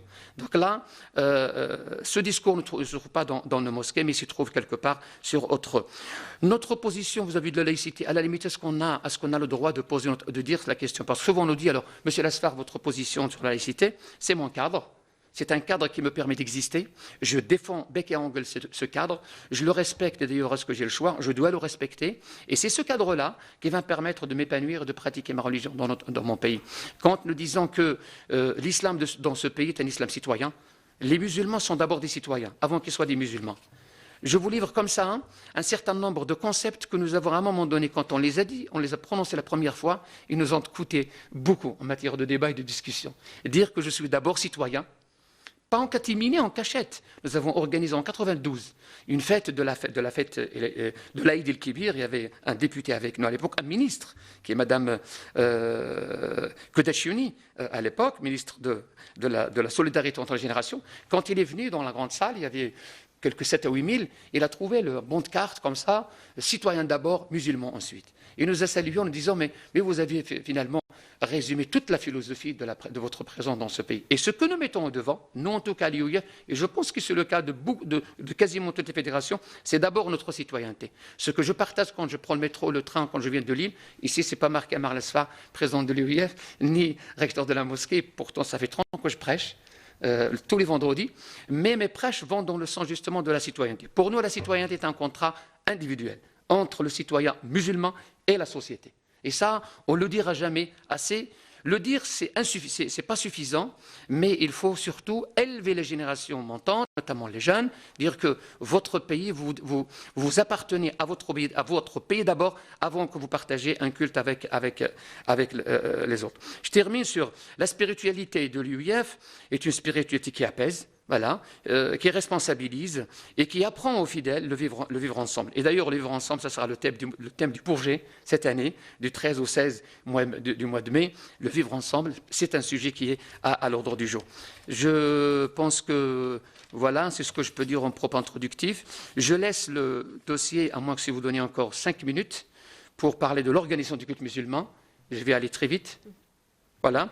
L'organisation du culte musulman, j'en sais quelque chose, parce que je l'ai commencé il y a très tôt, en 86 déjà, donc je l'ai accompagné depuis la première version. La première version, c'est 86. Parce quoi, de l'époque, ministre de l'Intérieur, parce que c'est ministre du culte en même temps, a imaginé sur la base de la proposition de Bruno Etienne, ce qu'on appelle l'Église musulmane, ou ce qu'on appelle le consistoire musulman. À l'époque. C'est des termes comme ça. Donc on voulait calquer l'organisation du culte musulman à travers ce que se faisait dans les autres cultes. Ça n'a pas marché parce que le culte musulman, il a sa spécificité. 89, Pierre Jox nous invite, on était 6, et je faisais partie de ces 6 à l'époque, donc on était 6, un du Nord, 2 de Paris, 2 de Lyon et 1 de Marseille, pour créer le conseil de réflexion sur l'islam en France, qu'on appelle le CORIF.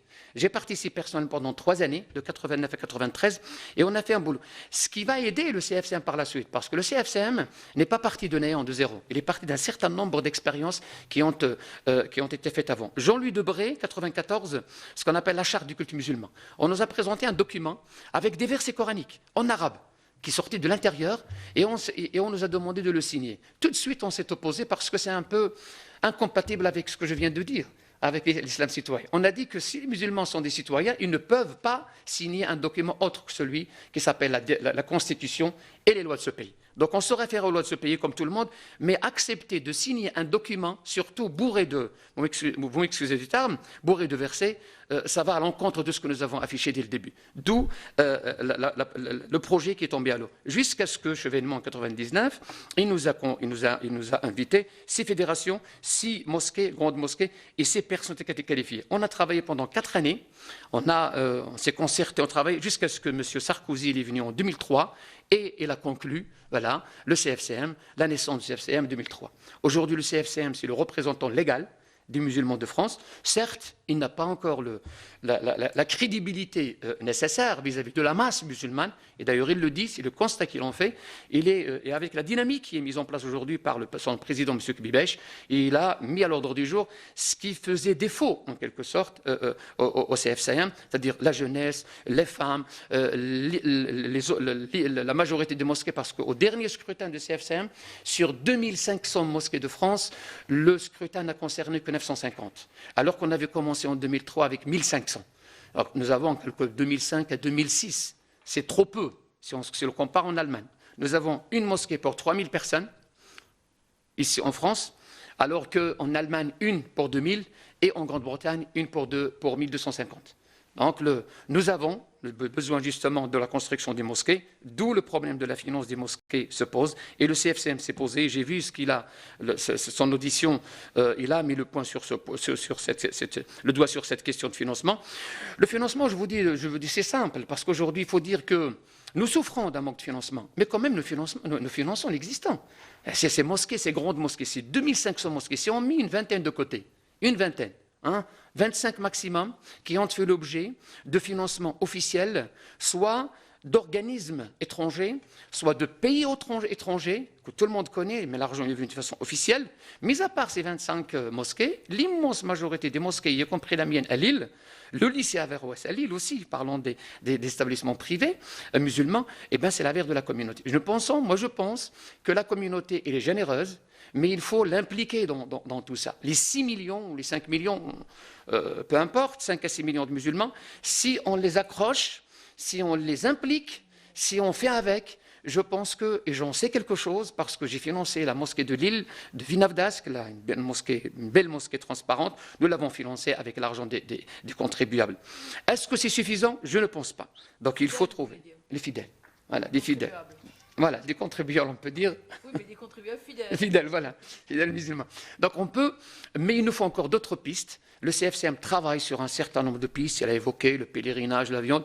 Moi, je pense qu'il faut prendre avec beaucoup de précautions ce genre de financement. Voilà. Et il faut négocier avec les structures.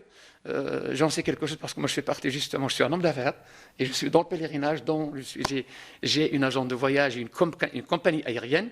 Donc, je sais de quoi je parle. Donc, je dis, il faut aller tout doucement pour ce genre de financement parce qu'il y a des réservoirs encore de financement qu'il faut explorer.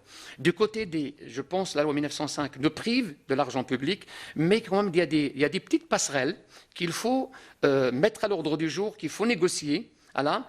Et on peut, je pense qu'on peut ménager, pour ménager à l'argent public des passerelles d'une façon légale pour venir financer l'infrastructure musulmane. Je vous remercie de m'avoir écouté. Merci à vous. Merci à vous. Et peut-être avant de demander à mes collègues s'il y a des questions, je vais passer le micro à mes collègues co-rapporteurs. Madame Goulet, peut-être. Oui, bien sûr. Merci beaucoup, Madame la Présidente. Monsieur le Président, je vous remercie de cette audition pleine d'entrain qui contraste avec l'opinion qu'on peut se faire d'une façon réelle ou supposée de votre organisation, parce que quand on parle du Bourget, quand on parle de Lille, quand on parle du discours de votre organisation, ce n'est pas en termes de compatibilité avec la République ni la laïcité, contrairement à ce que vous venez de nous indiquer. Moi, je vous crois sur parole. Et lorsque vous invitez, par exemple, Tariq Ramadan, ce qui est votre droit le plus strict, et la République n'a pas encore émis de lettre de cachet, j'espère qu'elle ne le fera pas, les rangs des élus sont plutôt déserts, moi la première, parce que c'est ce qui nous est indiqué. Donc d'abord, comment est-ce que vous expliquez ça? Parce que moi je suis contente de vous avoir dans cette maison, mais j'aimerais des explications, puisqu'il vaut mieux s'adresser au bon Dieu qu'à ses saints. Donc vous êtes là, vous allez pouvoir nous dire pourquoi votre organisation a une si mauvaise réputation et qui d'abord qui est si divergente du discours que vous tenez. Alors, est-ce que vous vous exprimez mal d'habitude et bien ici, ou est-ce que les gens comprennent mal ce que vous dites? Je vais commencer par ça parce que je voudrais vraiment votre réponse, parce que ça m'interpelle franchement. La question m'a été posée lundi matin avec Jean-Pierre Elkabbach sur Europe 1. C'est pas la première fois que je passe chez Elkabbach. Je dis qu'on a tendance à parler de nous.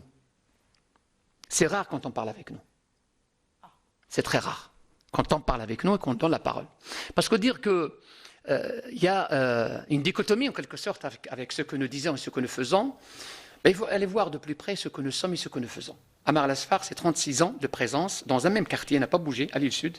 J'ai commencé, j'avais l'âge de 19 ans, j'en ai 55 maintenant. Donc entretenir une dualité dans le discours, premièrement c'est fatigant, déjà, sur le principe, c'est très fatigant, impossible. Et puis l'autre, il vous observe, et l'autre n'est pas bête, il vous observe. Il vient tous les vendredis sur votre discours. Il vient au Bourget, nous sommes à la 33e rencontre, et pas la première, 33e Bourget. Donc ce que nous disons ici, on le dit dans les mosquées. Le discours que je vous ai tenu, vous avez mis une façon de le vérifier, et les autorités locales le savent très bien, et ce n'est pas un échantillon à Lille qui n'est pas représentatif. C'est un peu quasiment toutes les grandes villes, là où il y a l'implantation de l'UIA. Nord, sud, est, ouest. Seulement, pour répondre à la question sur Tariq et sur d'autres, qu'est-ce que nous disons? À chaque fois que nous organisons un Bourget, on dit... Là, nous respectons notre public.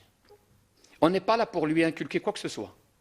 On n'est pas là pour lui apprendre quoi que ce soit. On crée les conditions d'un débat. Ce que nous faisons, on arrête un thème, on avance de l'argent, c'est coûteux le Bourget. C'est 2,5 millions pour 4 jours. C'est très cher. Dieu merci, on arrive à entrer dans nos frais. On arrête un titre, on prend le risque, et c'est un gestionnaire qui vous parle, d'avancer de l'argent pour réserver, déjà sont réservés les locaux du Bourget, et on invite les personnes. Est-ce qu'on va d'emblée censurer sur tel ou tel? Nous avons des conférenciers musulmans, pas musulmans, ceux qui partagent nos écoles, ceux qui ne partagent pas. Il y a des personnes même qui viennent chez nous pour nous insulter et qui distribuent du tract pour dire ah bah, les terroristes UIF, le tract qu'on a vu même sur. Voilà. Et bien nous disons, mais Dieu merci, on les a fait déplacer déjà. Le fait qu'ils viennent déjà nous insulter sur place, c'est bien. Mais au moins qu'ils viennent nous voir de plus près. Tariq Ramadan, par exemple. On est avec Tariq Ramadan, on ne se retrouve pas sur tout ce qu'il dit. D'ailleurs, lui, il est contre l'enseignement privé. Monsieur Mamech, que vous avez auditionné ici, donc président de la FNEM, jusqu'à aujourd'hui, Tariq Ramadan n'est pas pour le... Et nous respectons sa position concernant l'enseignement privé. Parce que lui, il nous taxe, il dit que vous allez sombrer dans le communautarisme, vous allez faire quelque chose propre à vous. Loin de nous, hein, le conseiller pédagogique du lycée Averroès, c'est Michel Soussan. Il était là avec vous, vous l'avez auditionné. Et aujourd'hui, certes, on a commencé avec des élèves musulmans, mais aujourd'hui, on est des élèves non musulmans. D'ailleurs, est-ce qu'on a le droit de parler des élèves musulmans, pas musulmans? On n'a pas le droit. Pour cela, quand on pose la question, M. Lasfar, à quand les élèves non musulmans? Je leur dis, mais qui est-ce qui vous permet de dire que j'ai des élèves aujourd'hui musulmans? Donc, Tariq Ramadan, on se retrouve sur un certain nombre de choses. Nous pensons que c'est un intellectuel, c'est un universitaire, c'est quelqu'un qui interpelle d'abord les musulmans. Dieu sait qu'est-ce qu'il leur dit dans les conférences, en tout cas, auxquelles j'ai assisté. Il les interpelle, mais en même temps, il leur dit, vous devez agir en tant que citoyen de ce pays. Mais on n'est pas censé être d'accord quand quand il sort de ce que nous avons nous tracé, on monte sur scène, on dit on n'est pas d'accord avec Tariq et avec les autres sur tel ou tel point, mais en tout cas on n'a pas, nous à l'UIF en tout cas, on n'invitera pas que ceux qui nous ressemblent et ceux qui vont dans le sens de notre école. Ça c'est une école, ce que je vous ai exposé, et c'est une école qui a commencé dès le début 80, et il a évolué, et on a perfectionné, mais aujourd'hui nous sommes tenus par il faut dire les choses, nous sommes une école de pensée, avant qu'on soit une association 1901. Alors j'ai une seconde question à vous poser. Est-ce que vous pensez qu'il faut une institution représentative de l'islam en ou de France? Ou est-ce que vous pensez qu'il n'en faut pas? Parce que, je veux dire, là, il y a déjà une question dans la question. Il y en a une qui existe, dont Madame la Présidente vous a indiqué en commençant l'opinion généralement partagée. Est-ce que vous considérez qu'il faut une instance représentative ou pas? L'instance de dialogue, elle est faite de gens qui ont été choisis, sélectionnés en quelque sorte. Bon, c'est qu'une instance de dialogue. Donc, la question qu'on peut légitimement se poser et qui intervient avec certains de nos orateurs, c'est finalement, est-ce qu'il en faut une ou pas? C'est quand même une question qu'on peut se poser. Et je voudrais votre réponse aussi franche et directe que votre intervention. En 92, on a organisé un Bourget sous le titre « Qui représente les musulmans ?» 92. La représentation officielle de l'islam de France, c'est notre cheval de bataille. Je vous ai dit les différentes expériences. Et à chaque fois que l'État initie un processus, on est dedans. Il nous invite, parce que nous sommes, dans l'introduction, je ne vais pas aller jusqu'à dire que nous sommes la plus importante fédération, mais en tout cas, on fait partie des grandes fédérations de France. Donc l'islam, la structuration de l'islam, la représentation du culte musulman, on a toujours été associés. Et c'est une demande légitime, et des musulmans de ce pays. Et d'ailleurs, les musulmans, quand ils demandent une structure représentative, non pas des musulmans, sinon on est dans un modèle qui est communautaire, on est dans un modèle anglo-saxon. Donc, quand les musulmans, quand Amar Lasfar dit il me faut une structure représentative du culte musulman et non pas des musulmans. Nous avons un modèle en Belgique qu'on ne veut pas reproduire en France. En Belgique, on appelle les musulmans et ils votent, ils s'inscrivent sur les électorales, ils votent. Mais ça, c'est un modèle qui n'est pas français. Notre modèle, nous pensons que c'est le meilleur en Europe, qui est celui intégrationniste. Moi, je ne partage pas l'assimilation. Eh bien, les musulmans, ils font tout pour mettre en place un conseil représentatif des intérêts du culte. Et d'ailleurs, M. Chevènement, en 1999, nous a posé cette question. Est-ce qu'on va partir des citoyens de confession musulmane ou des structures musulmanes, des mosquées? On a choisi les mosquées. Comme ça, pour ne pas, justement, tomber dans... Donc, nous sommes plus que demandeurs des structures représentatives. Et en plus, le CFCM, nous sommes dedans. Il y a ce scrutin, ce dernier, il y a 2 ans et demi, on n'a pas participé au scrutin. Pourquoi? Parce que nous avons, à un moment donné, émis un certain nombre de réserves en matière de réforme. Nous avons demandé à ce que le CFCM soit réformé, parce que nous avons laissé beaucoup de structures sur la route. On a dit que si on acceptait en 2003 d'intégrer le CFCM, avec toutes les imperfections qui sont les siennes, aujourd'hui, ça fait 10 ans, 11 ans, faisons le bilan et réformons la maison CFCM. on n'a pas été écouté. Alors qu'est-ce qu'on fait? On s'est retiré dans le calme, tout en disant que le CFCM nous représente. Donc nous sommes représentés par le CFCM, mal représentés, je peux le dire, mais nous sommes représentés. Et c'est la structure officielle à laquelle nous tenons. Et d'ailleurs, dernièrement, ce n'est pas un scoop que je vous fais, j'ai envoyé une lettre, voilà, en tant que président de l'IOIF. Depuis mon arrivée à la présidence, ça fait 3 ans, j'ai mis ce sujet à l'ordre du jour. Le pourquoi nous avons quitté le CFCM, eh ben, on va encore rediscuter. Et dernièrement, j'ai envoyé un courrier officiel. Il est là, le membre du bureau, vice-président CFCM, donc ils ont reçu le courrier, pour réintégrer le CFCM. L'évaluation que j'ai faite de la chose, que notre place, nous voulons une structure représentative, elle est là, imparfaite, pas tout à fait ce qu'on veut, mais quand même, elle est là, et c'est la seule. Et on ne peut pas imaginer une autre. L'instance de dialogue, ça c'est l'État qui dialogue avec les musulmans. Donc on était 150 personnes, 130 personnes au mois de juin dernier, une trentaine faisant partie de l'IOIF, voilà, dans toutes les villes de France. Hein. Le ministre, quand il a fait sa tournée, le ministre de l'Intérieur, quand il a fait sa tournée à Poitiers, à Bordeaux, à Strasbourg, à Marseille, eh bien, les personnes qui l'ont reçu, c'est des délégués locaux de l'IOIF. Et son discours, il a prononcé dans une de nos mosquées, à Senan et à Bordeaux. Et voilà, donc quand on descend dans les villes, les partenaires des pouvoirs publics, ceux qui sont sur le terrain, ceux qui travaillent, en tout cas, il y a une bonne partie font partie de l'IOIF, pour ne pas dire qu'il n'y a pas les autres. Donc oui, pour le dialogue, pour l'instance pour le CFCM.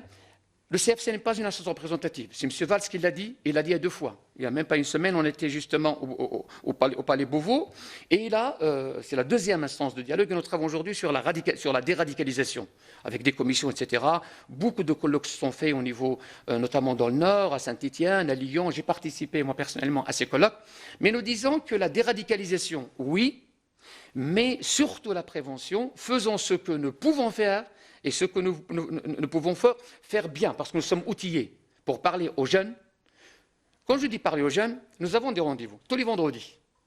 Nous avons un congrès. 1500 personnes qui viennent prier en moyenne dans les mosquées de France. Un discours direct pendant 1 demi-heure à 3 quarts d'heure. Ils ne sont pas censés vous interrompre après le rituel musulman. Donc vous pouvez dire ce que vous voulez, en quelque sorte.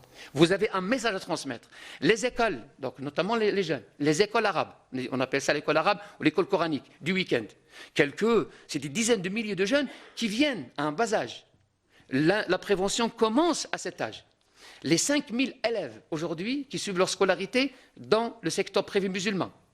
Nous pensons que la prévention, nous la faisons tous les jours, toutes les semaines, voilà, durant l'année. Et le résultat, il est là, c'est que nous avons prévenu, Dieu merci, et nous avons immunisé, et nous avons vacciné une bonne partie de nos corrélogénaires et de nos concitoyens.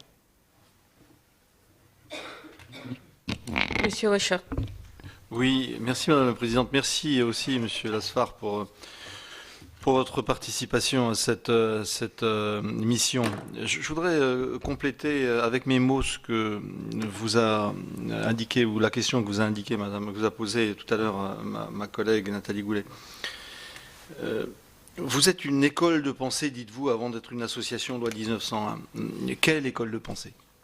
Est-ce que c'est une école de pensée qui est la vôtre, voilà, UOIF de France, hein, on dit bien de France, ou est-ce que c'est une école de pensée internationale, puisque, comme on l'a dit tout à l'heure, très clairement, vos relations avec les frères musulmans naturellement sont largement connues. Donc moi, ce qui m'intéresse, c'est véritablement ça.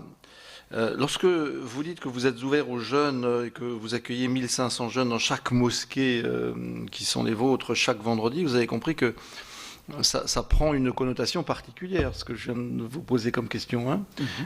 Et je serais tenté de vous dire, si vous faites ça depuis longtemps, excusez-moi de vous le dire très clairement, les résultats dans notre pays ne sont pas à la hauteur de nos attentes à nous. Bien. Je note que la radicalisation est galopante. Lorsque nous avions fait avec ma collègue Nathalie Goulet le travail de recensement des jeunes en voie de radicalisation, c'était au mois de février de l'année dernière, ils étaient 1400 à peu près, on en est maintenant, dernier chiffre début novembre, à 9800. Je me permettrai de dire que vraiment l'école de pensée là, elle est indispensable et excusez-moi de le dire comme ça, elle se traduit pas dans les faits. Moi, j'aurais souhaité véritablement qu'avec un travail aussi important tel que vous le faites, on ait d'autres résultats. Je vous le dis comme je le pense. Je me pose aussi une question concernant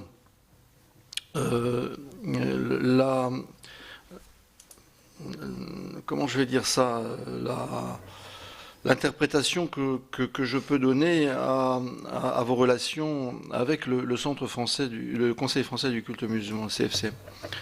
Vous venez de nous dire qu'une structure représentative du culte musulman est souhaitable, du culte musulman et non pas des musulmans, bien sûr. Le CFCM, à l'heure actuelle, est une structure représentative des mosquées. Est-ce que on peut assimiler les mosquées à cette structure représentative du culte musulman que vous appelez de vos voeux? Pour être encore plus clair, je crois savoir que le CFCM ne s'occupe absolument pas de théologie. Enfin du moins c'est ce qu'il nous a dit ici. Pour moi, pratiquer un culte, ça implique quand même d'avoir, comme vous le disiez tout à l'heure, une lecture claire de la religion que je pratique. Est-ce que votre appartenance chaotique, vous venez de le rappeler, au Centre français du culte musulman, ne procède pas précisément d'une volonté de trouver une autre réponse à vos attentes à travers, par exemple, un conseil théologique qui pourrait être placé à côté ou à la place du CFCM. Donc excusez-moi la franchise de mes questions, mais c'est vrai que, et Nathalie l'a dit tout à l'heure, on n'était pas habitué, à travers les informations que nous avons sur votre organisation, à un discours tel que vous nous l'avez indiqué tout à l'heure. Je l'ai noté fidèlement parce que, allez, pour le coup, je le découvre. Voilà, je le découvre. Voilà. Donc, si vous pouviez me rassurer clairement sur votre école de pensée et sur ce que vous souhaitez véritablement au sein du CFCM, ça me serait très agréable. Excusez-moi, avant de vous donner le micro, parce que le temps passe très vite, Monsieur Bonnecarrère souhaitait poser une question. Oui. Et comme ça, on pourrait répondre dans sa globalité. Merci Madame le Président. J'aurais sans aucune difficulté attendu que Monsieur Lesser réponde à Monsieur Richard. Premièrement, bravo pour votre présentation brillante. À vous écouter, Monsieur le Président, tout va bien.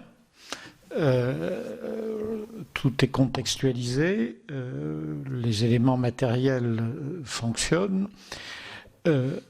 À ce tout va bien, la réalité nous répond par la négative, Monsieur Lasfar. Donc, où est le problème? Où sont les problèmes?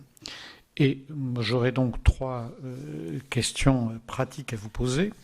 Premièrement, quelle est l'organisation que vous proposez pour le CFCM? C'est la prolongation du propos de M. Richard il y a quelques secondes. Il y a 33 ans que vous réfléchissez à cette question. Et vous participez au CFCM, suivant différentes formes, depuis le début. À 33 ans de réflexion sur une question, on peut concentrer son analyse. Quel est votre plan de réforme du CFCM? Comment il est constitué? Quel est votre plan de réforme? En plus, ça doit être très facile de répondre. Vous nous avez indiqué que vous avez écrit il y a quelques jours au CFCM en disant « je reviens ». Je reviens, mais je demande toujours un certain nombre de mesures. Quelles mesures, quelles réformes pour ce CFCM New Look? Deuxième question, la formation. Tout va bien, l'Institut de Château-Chinon fonctionne. Combien d'imams combien de personnes ont été formées depuis sa création? Est-ce qu'on peut avoir une idée du nombre de personnes formées par an? Et combien sont aujourd'hui en responsabilité dans les mosquées françaises? Avoir un peu une idée de votre effort de formation par rapport aux 2500 ou 2700 ou 2700 mosquées dans notre pays, avoir un peu l'échelle des valeurs entre combien de personnes formées par vous, combien aujourd'hui en situation de responsabilité par rapport à notre nombre de mosquées. Troisième question, les sous, l'argent. Est-ce que l'islam français ou l'islam de France a toujours besoin de financement étranger? Ici, oui, comment peut-on en assurer la transparence? Quelle est votre position par rapport au mécanisme de fondation? Et si vous considérez qu'il n'y a plus besoin de financement extérieur parce que la communauté des musulmans en France est suffisamment active, énergique pour dégager ses propres financements, ce que nous souhaitons tous, comment ça peut fonctionner? Comment peut s'organiser la collecte financière? Et une dernière question liée à cet aspect d'argent. Je comprends très bien que l'État n'ait pas vocation à intervenir dans la vie religieuse. Aucune réserve pour moi sur ce principe. Par contre, je ne serais pas choqué par le fait qu'il y ait une visibilité sur les mouvements financiers. Seriez-vous ou non choqué qu'il y ait quelque part des mécanismes de certification, soit de publication tout simplement des comptes de ce que pourrait être demain l'islam de France, soit de certification? Est-ce que ce sont pour vous des gros mots ou ce sont des choses qui sont acceptables et comment elles pourraient être organisées? Donc la gouvernance, la formation des sous. Voilà, merci. Commençons par évacuer cette question justement de la pensée. Quand je dis que nous sommes une école de pensée, aucune école de pensée, à ma connaissance, ne s'est faite comme ça en autarcie, en repli sur elle-même. Donc on s'inspire de ceux qui étaient avant nous, et les écoles réformatrices ne sont pas nombreuses. Le dernier siècle, l'école des frères musulmans était l'école de pensée par excellence. C'est elle qui inspirait le Maghreb, l'Algérie, la Tunisie, le Maroc. C'est elle qui a inspiré le Moyen-Orient. C'est elle qui a inspiré l'Extrême-Orient en tant que point de départ.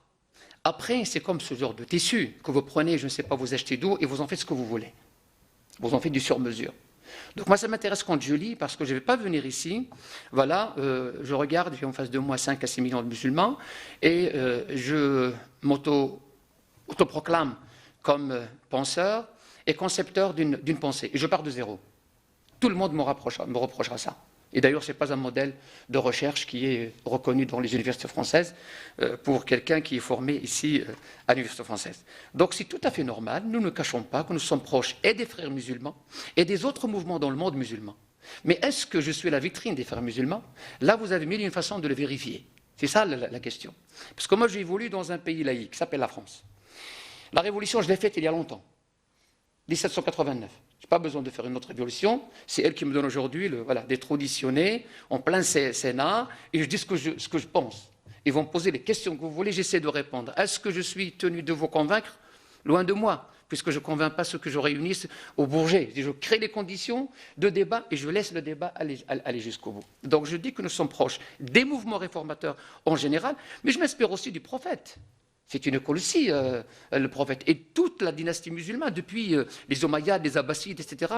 Monsieur Alain Grèche vous a placé quelques mots sur toutes ces dynasties. Et lui, c'est un spécialiste de ce genre de choses. Donc moi, je m'inscris dans l'école réformatrice.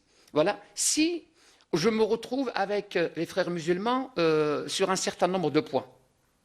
On se retrouve parce qu'eux aussi, ils visent la réforme de l'homme et de la société et d'arriver au pouvoir. Mais ça, c'est eux, c'est pas moi. Moi, le pouvoir ici, mon pouvoir, il est religieux. Si je peux l'appeler pouvoir. La politique, je me suis interdit de faire de la politique parce que 1905 m'interdit de faire ce mélange de choses. Je conserve les intérêts de ma religion, je défends ma communauté, mais en même temps, je lui enseigne d'être des citoyens dans la cité et quand je veux faire de la politique, j'enlève la casquette religieuse et je vais aller voter. Et je m'intéresse à la chose politique en tant que citoyen. Je peux faire ce boulot. Mais en tant qu'imam, en tant que recteur, en tant qu'IOIF, il nous est interdit de faire de la politique et on n'a jamais, justement, sombré dans ça. Donc, nous, on ne cache pas que nous partageons un certain nombre de points. Mais, et là où intervient le génie des Français que nous sommes, pourquoi ne pas poser la question autrement? Est-ce que les frères musulmans d'Égypte ne s'inspirent pas du mouvement français? Et je pense que le modèle français, mais ça c'est l'ambitieux Amar Lasfar qui vous parle, les conditions que nous avons, le cadre laïque que nous avons, nous pensons qu'il y a matière à exporter un certain nombre de choses. En matière religieuse. On ne va pas continuer à vivre sur l'importation. Je peux apporter des enseignements à un certain nombre de pays qui pataugent et qui sombrent dans un certain nombre de mélanges. Donc voilà un peu, nous, on ne se cache pas que nous sommes proches d'un certain nombre de mouvements, y compris le mouvement des frères musulmans. Mais nous sommes une association franco-française régie par 1901, la loi 1905 et les lois en général. Et ceux qui ont suivi la présence musulmane savent très bien qu'est-ce que j'avance. Le résultat, il est là. C'est-à-dire, excusez-moi du terme, 11 voyous ensombrés dans le terrorisme. Est-ce que, d'ailleurs, 11 c'est beaucoup, 1 c'est beaucoup. Mais si, loin de moi de relativiser quoi que ce soit. Loin de moi de relativiser quoi que ce soit. Le radicalisme, même s'il y a une seule personne en France, on va dire, ce n'est pas la bonne voie. Mais regardons aussi sur l'autre moitié du verre. Deuxièmement, mais regardons que nous ne sommes pas... Si on était les seuls à intervenir sur ces jeunes, là vous pouvez me reprocher, me dire, monsieur, vous êtes enseignant et vous êtes le seul enseignant, hein, parce que ces élèves ne viennent que chez vous. Or, ils consomment d'autres discours. Et d'ailleurs, le discours d'Internet, il nous dépasse de loin. Nous sommes démunis par rapport au discours de... Et je l'ai dit à Lima, en présence du ministre de l'Intérieur, qu'il y a notre concurrent déloyal. C'est Internet, les imams d'Internet. Donc il n'y a pas que nous qui intervenons sur ces jeunes. Malgré tout ça, donc nous faisons partie des, on peut dire, des éléments qui interviennent. Excusez-moi de vous interrompre, c'est tout à fait discourtois, mais à un moment donné, dans votre propos tout à l'heure, vous avez évoqué le fait que la radicalisation était née en dehors des mosquées. Oui. Ça, c'est quelque chose qui est difficile pour nous à entendre. J'ai du mal à le croire, je ne fais pas le lien automatiquement entre l'un et l'autre, mais dire que la radicalisation serait intrinsèquement extérieure aux mosquées, je trouve, Monsieur Lasfar, le propos très excessif. Je m'excuse d'être un petit peu brutal et on attend là quand même d'autres réponses de votre part, en tout cas dans les interrogations qui sont confiées à notre mission. J'arrive, si vous me laissez un peu, je voulais conclure justement par ce part de responsabilité que nous avons. Je ne suis pas le seul à dire ce que je viens de dire. Certain nombre de spécialistes de la question, des sociologues, des anthropologues, des politologues, des spécialistes qui disent ce que je viens de dire. Il y a la part des mosquées. Mais quand j'analyse un phénomène, je ne peux pas l'analyser avec un seul facteur. Je ne peux pas. Je ne peux pas dire que les mosquées ont joué. Quelques mosquées. Moi, vous m'excuserez parce que j'ai évolué dans les mosquées pendant 35 ans. Quelques mosquées, et ils sont connus par les services concernés. Mais donc le phénomène, il nous dépasse tous, mais on a des impacts en même temps. Ils viennent prier avec moi, je ne sais pas de quoi ils sont faits. 1500 personnes, un jour on me dit à Lasfar, mais écoutez, sur le plateau de France 3 de Lille, mais monsieur Lasfar, vous ne pouvez pas garantir tous ceux qui viennent chez vous. Je veux dire, loin de moi de garantir tous ceux qui viennent à la mosquée. Je n'ai pas un détecteur d'intégrisme ou un détecteur de radicalisme à la mosquée. Ils viennent, ils écoutent le discours, est-ce que le discours leur plaît, il ne leur plaît pas? Je ne sais pas, mais en tout cas, je crée le débat et je continue. Donc je ne suis pas le seul à dire ce genre de choses. Mais j'ai ma part de responsabilité. Seulement, juste, je vais rendre compte en quelque sorte. Rendre compte, c'est un peu... Mais je vais rendre compte, mais de ma part, sur les intervenants, sur cette jeunesse. Il y a beaucoup de choses, je ne vais pas justifier la politique urbanistique, la ville, l'échec scolaire. Ce sont des éléments qui interviennent en même temps. Mais aussi, les mosquées, il y a des prêcheurs de haine. Je vous le concède. Il y a des prêcheurs de haine dans notre pays. Il y a des imams radicaux dans notre pays. Eh bien, appliquons la loi. Tout simplement. Quand quelqu'un dérape, quand quelqu'un ne respecte pas la loi, sans pour autant s'amener avec des caméras, avec des journalistes à 6 heures du matin, on peut faire appliquer la loi au grand jour. Et on dit, monsieur, vous avez outrepassé vos prérogatives de religieux, vous devez rendre compte. Voilà un peu comment moi je traite ce genre de questions. Donc, le résultat, il est là, oui, mais on ne peut pas dire qu'il y a 11, 12, je ne sais pas combien, 9800 de personnes radicalisées. Encore une fois, vous m'excuserez. Qu'est-ce qu'on met dans la radicalité? Quels sont les signes de radicalité? Parce que j'ai entendu aussi que dans un certain nombre de rapports, la barbe, la moustache rasée, la robe longue, les plats cuisinés, la cantine scolaire, le foulard font partie de là. Là, on doit être objectif. Voilà. Parce que j'ai vu des rapports notamment d'académies, qui disent que voilà les signes de radicalisation, faites attention à ce genre de choses. Dire qu'on ne rend pas de service quand il faut bien viser pour atteindre les résultats escomptés, il faut un très bon diagnostic, comme disent les médecins, un très bon diagnostic, et faire la part. Sinon, on crée en quelque sorte, sans qu'on le veuille, on crée malheureusement un climat mais la radicalisation, elle est là. On doit faire tout, notamment tendre la main aux spécialistes. Dounia Bouzar a fait un très bon boulot. Il est du Nord d'ailleurs et on travaille avec elle. Il a fait un bon boulot sur la déradicalisation. Dernièrement, apparemment, on ne lui a pas renouvelé son contrat. Mais je ne peux pas faire le boulot de Dounia Bouzar. Il est qualifié, je ne le suis pas. Je complète ce que fait Dounia. Je viens en petit gamin, je lui dis, écoute, il faut que tu réussisses ta scolarité. Il faut que tu décroches un boulot. C'est difficile. On s'appelle Mohamed, ici d'un quartier d'Île-Sud. Voilà. Il me dit, Amar, je veux bien te croire. Mais je lui dis, vas-y, accroche-toi. Moi aussi, on ne m'a pas donné ma chance, je l'ai faite.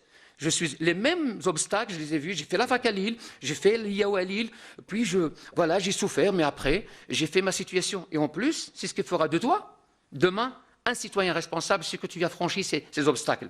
C'est-à-dire permettre à ces jeunes, justement, il n'y a pas que moi qui intervient, d'autres lui promettent le paradis sur terre. Voilà, et ce n'est pas la peine qu'il vive ici. Il va faire un raccourci pour avoir des vierges, qu'il attend de l'autre côté. Ce discours, il est là. Il est là, il nous fait une concurrence déloyale. Le CFCM, j'ai dit tout à l'heure, pour moi, l'instance représentative sur le CFCM, il n'est pas à la hauteur de ce que je veux. Est-ce que je vais la descendre, lui tirer dessus? Non. Je vais la réintégrer. Mais je ne vais pas conditionner mon intégration. Parce que sinon, le vice-président, il va dire, aucune condition, je vous ai dit. Hein. Dans une réunion, on m'a dit, alors, quelle est votre condition, M. Lassar? Quelles sont vos conditions? Aucune. Aucune. Je réintègre le CFCM. Avec mes amis du CFCM, et je sais très bien qu'ils ont mis le doigt sur un certain nombre de choses, on va réformer et on va rattraper le retard qui est le nôtre. Bien sûr, le CFCM, ce n'est pas une structure religieuse. Ce ne sont pas des imams qui le composent, mais quand même des personnes qui veillent à administrer le culte. Quand je dis une structure cultuelle, dans le sens où il gère les affaires du culte. Monsieur Kbibesh, c'est un ingénieur des ponts et chaussées. Amar Lasfar, elle est diplômée d'IAE. Notre ami, on n'est pas des imams au sens théologique du terme, mais il faut une instance théologique. D'où, il y a aussi à l'ordre du jour aujourd'hui, M. Kbibesh, vous en a parlé dans son audition, il est en train de réfléchir, et d'ailleurs, dernièrement, on a mangé ensemble à la mosquée de Paris, le recteur de la mosquée de Paris, M. Kbibesh et moi-même, et on a parlé de la mise en place d'un conseil théologique, scientifique, on verra, de recherche, mais en tout cas, un conseil de spécialistes de la théologie musulmane. Voilà un peu ce que j'appelle la réforme. La réforme, je ne vais pas venir en disant, voilà, faites ça, sinon moi Non, je viens, je rentre, et sans aucun bousculement des équilibres qui se trouvent au CFCM, parce que vous dire que le CFCM, il y a des équilibres qui le régissent de l'intérieur, mais j'apporte ma valeur ajoutée, ma contribution. Voilà. L'ESH, combien il forme d'imams? Une centaine d'imams chaque année. Mais c'est un institut européen. Donc nous formons des imams de l'Europe. 10 à 15, allez, 20 personnes chaque année sont diplômées de l'ISH de Château-Chinon. Il y a un autre problème, ce qu'on appelle le recrutement de ces imams. L'infrastructure mosquée n'est pas malheureusement à la hauteur aujourd'hui, une bonne partie d'entre elles n'est pas à la hauteur de recruter ces imams qui sont formés. Premièrement, ce sont des diplômés et ils demandent une situation, là pour le moins qu'on puisse dire bac plus 4, bac plus 5, et on sait très bien combien ça coûte. Une bonne partie de nos mosquées n'ouvrent pas leurs bras à ces imams qui sont formés. Je connais des imams qui sont formés à Château-Chinon et qui chôment. Et on ne cesse pas de dire il faut former, il faut les imams. Ils sont formés et ils chôment parce que l'infrastructure ne les accueille. Le marché du travail, on peut dire, le marché des imams ne les... excusez-moi. Est-ce que je peux vous interrompre? Oui, oui. Est-ce que c'est le marché des imams qui n'est pas à la hauteur, ou est-ce que leur emplacement dans les mosquées se heurte aux pays d'origine qui préfèrent les leurs? parce qu'on a eu des auditions, hein. Donc on commence à voir un peu la difficulté. Est-ce que par hasard cet imam de France, enfin ces imams formés en France et que, à titre personnel, j'appelle de mes voeux, avec la rupture des pays d'origine, parce que je considère que, enfin c'est ma vision idéale, voilà, est-ce que ces jeunes qui sont formés à Château-Chinon, du texte dans le contexte, et qui parlent français, qui prêchent en français conformément à ce qui est possible, est-ce qu'ils sont bien reçus dans les mosquées, ou est-ce qu'ils se heurtent aux imams des pays d'origine? C'est une vraie question pour nous. Vous avez très bien répondu à la question, madame la sénatrice. C'est vrai, parce qu'aujourd'hui, moi je dis toujours que l'islam de France, il a un concurrent sur place, qui s'appelle l'islam en France. Tout à l'heure, si vous m'avez suivi, je dis que l'islam de France n'a pas été décrété. C'est vrai, sur le plan politique, il y a un certain ministre, il me faut l'islam de France, l'islam de France. J'ai été reçu par M. Valls quand c'était ministre de l'Intérieur. Je lui ai dit, M. Valls, vous avez utilisé 3 ou 4 fois l'islam de France. Pour vous, c'est quoi l'islam de France? Quel est son contenu? On peut être d'accord sur le contenant, sur le cadre, mais qu'est-ce que vous mettez dedans? Parce que le débat, il est là. Qu'est-ce qu'on met dedans dans l'islam de France? Ces instituts que je viens de citer font partie justement de l'islam de France. Mais aujourd'hui, nous avons encore une bonne partie de nos coreligionnaires font partie de la première génération. Qui dit première génération? Il y a encore des loyautés, hein, vis-à-vis d'un certain nombre de pays d'origine. Et ce qui est, à mon sens, naturel et normal. On ne va pas brusquer cette évolution et on demande aux musulmans de faire ce que les autres ont fait en plusieurs siècles. L'islam de France, il date de 20 ans, grand maximum. Donc il y a quasiment une bonne partie de mosquées sont entre les mains de la première génération. Et qui voient d'un mauvais œil le fait de prêcher en français. C'est la réalité. On ne va pas la dénoncer, parce que la dénoncer, ça n'arrange pas les choses. On l'accompagne. On l'accompagne. Si on peut apprendre le français à cet imam qui est venu du bled du Maroc, d'Algérie ou de la Turquie, pourquoi pas? Mais préparant, je pense que les imams que nous préparons aujourd'hui, c'est pour prendre les responsabilités par la suite. Mais vous avez très bien répondu, madame, qu'il y a des imams, d'ailleurs, le continue encore, au moment où on dit il faut former les imams en France, il y a des imams qui partent pour être formés. Moi, je ne suis pas contre, du moment qu'ils sont dans un cadre universitaire et que ça se fasse d'une façon transparente, mais seulement au passage, je fais la remarque. Tout simplement. L'argent, bien sûr, on a besoin d'argent. Qui n'a pas besoin d'argent? Mais l'argent sans condition. Moi, je ne peux pas vous dire que je ne veux pas d'argent d'étranger. Parce qu'au moment où nous vivons dans un monde mondialisé, nous savons très bien qu'un certain nombre de lieux de culte non musulmans sont financés par l'argent français dans le monde. Et l'Église ou les églises en général sont financées par l'argent qui nous vient aussi de l'étranger de la France. Moi, j'en fais pas une affaire. Seulement, ce que je dénonce, l'argent qui est soumis à des conditions. Je vous donne ça, mais vous devez vous soumettre à une politique qui n'est pas. La première notion que je vous citer, c'est l'indépendance. 83, on n'a pas l'indépendance. Et jusqu'à aujourd'hui, derrière l'UIF, il n'y a aucune puissance étrangère. À moins qu'on persiste, il y a l'Égypte. Alors qu'Amar Lasfar est marocain d'origine, il n'a jamais mis ses pieds en Égypte, même pour le tourisme, alors que je suis dans le tourisme. Donc derrière nous, il y a la France, tout simplement. Nos décisions se prennent 20 rue de la Prévôté à la Courneuve. On n'a pas de représentants diplomatiques avec qui on traite, mais nous respectons les autres pour le choix qu'ils ont fait. Bien sûr, l'argent qui vient d'une façon transparente, nous avons vu l'argent de la mosquée de Lyon, il est venu d'une façon officielle, voilà. Sans aucune condition, bien sûr. Nous avons l'argent, vu l'argent des mosquées d'ici à Paris, ou à Strasbourg, ou ailleurs, bien sûr, bienvenue à l'argent étranger, mais s'il n'est pas conditionné. Ça, c'est la condition que nous mettons. Mais dépendre de ce qu'on appelle d'une source irrégulière, c'est risqué. Et ça, c'est le gérant de société qui vous parle. Je dis, ça c'est aléatoire. S'il vient, c'est tant mieux. Mais s'il ne vient pas, cherche des sources de financement régulières ici en France pour pérenniser votre financement. Voilà pour l'audition d'Amar Lasfar, le président de l'UOIF, cette fédération associative musulmane qui dernièrement a été au cœur d'une polémique pour avoir invité puis déprogrammé lors d'un colloque à Lille 3 orateurs étrangers dont la présence était vivement contestée, et cela après les avertissements du ministère de l'Intérieur. Vous pouvez toujours voir et revoir toutes les auditions sur notre site publicsénat.fr.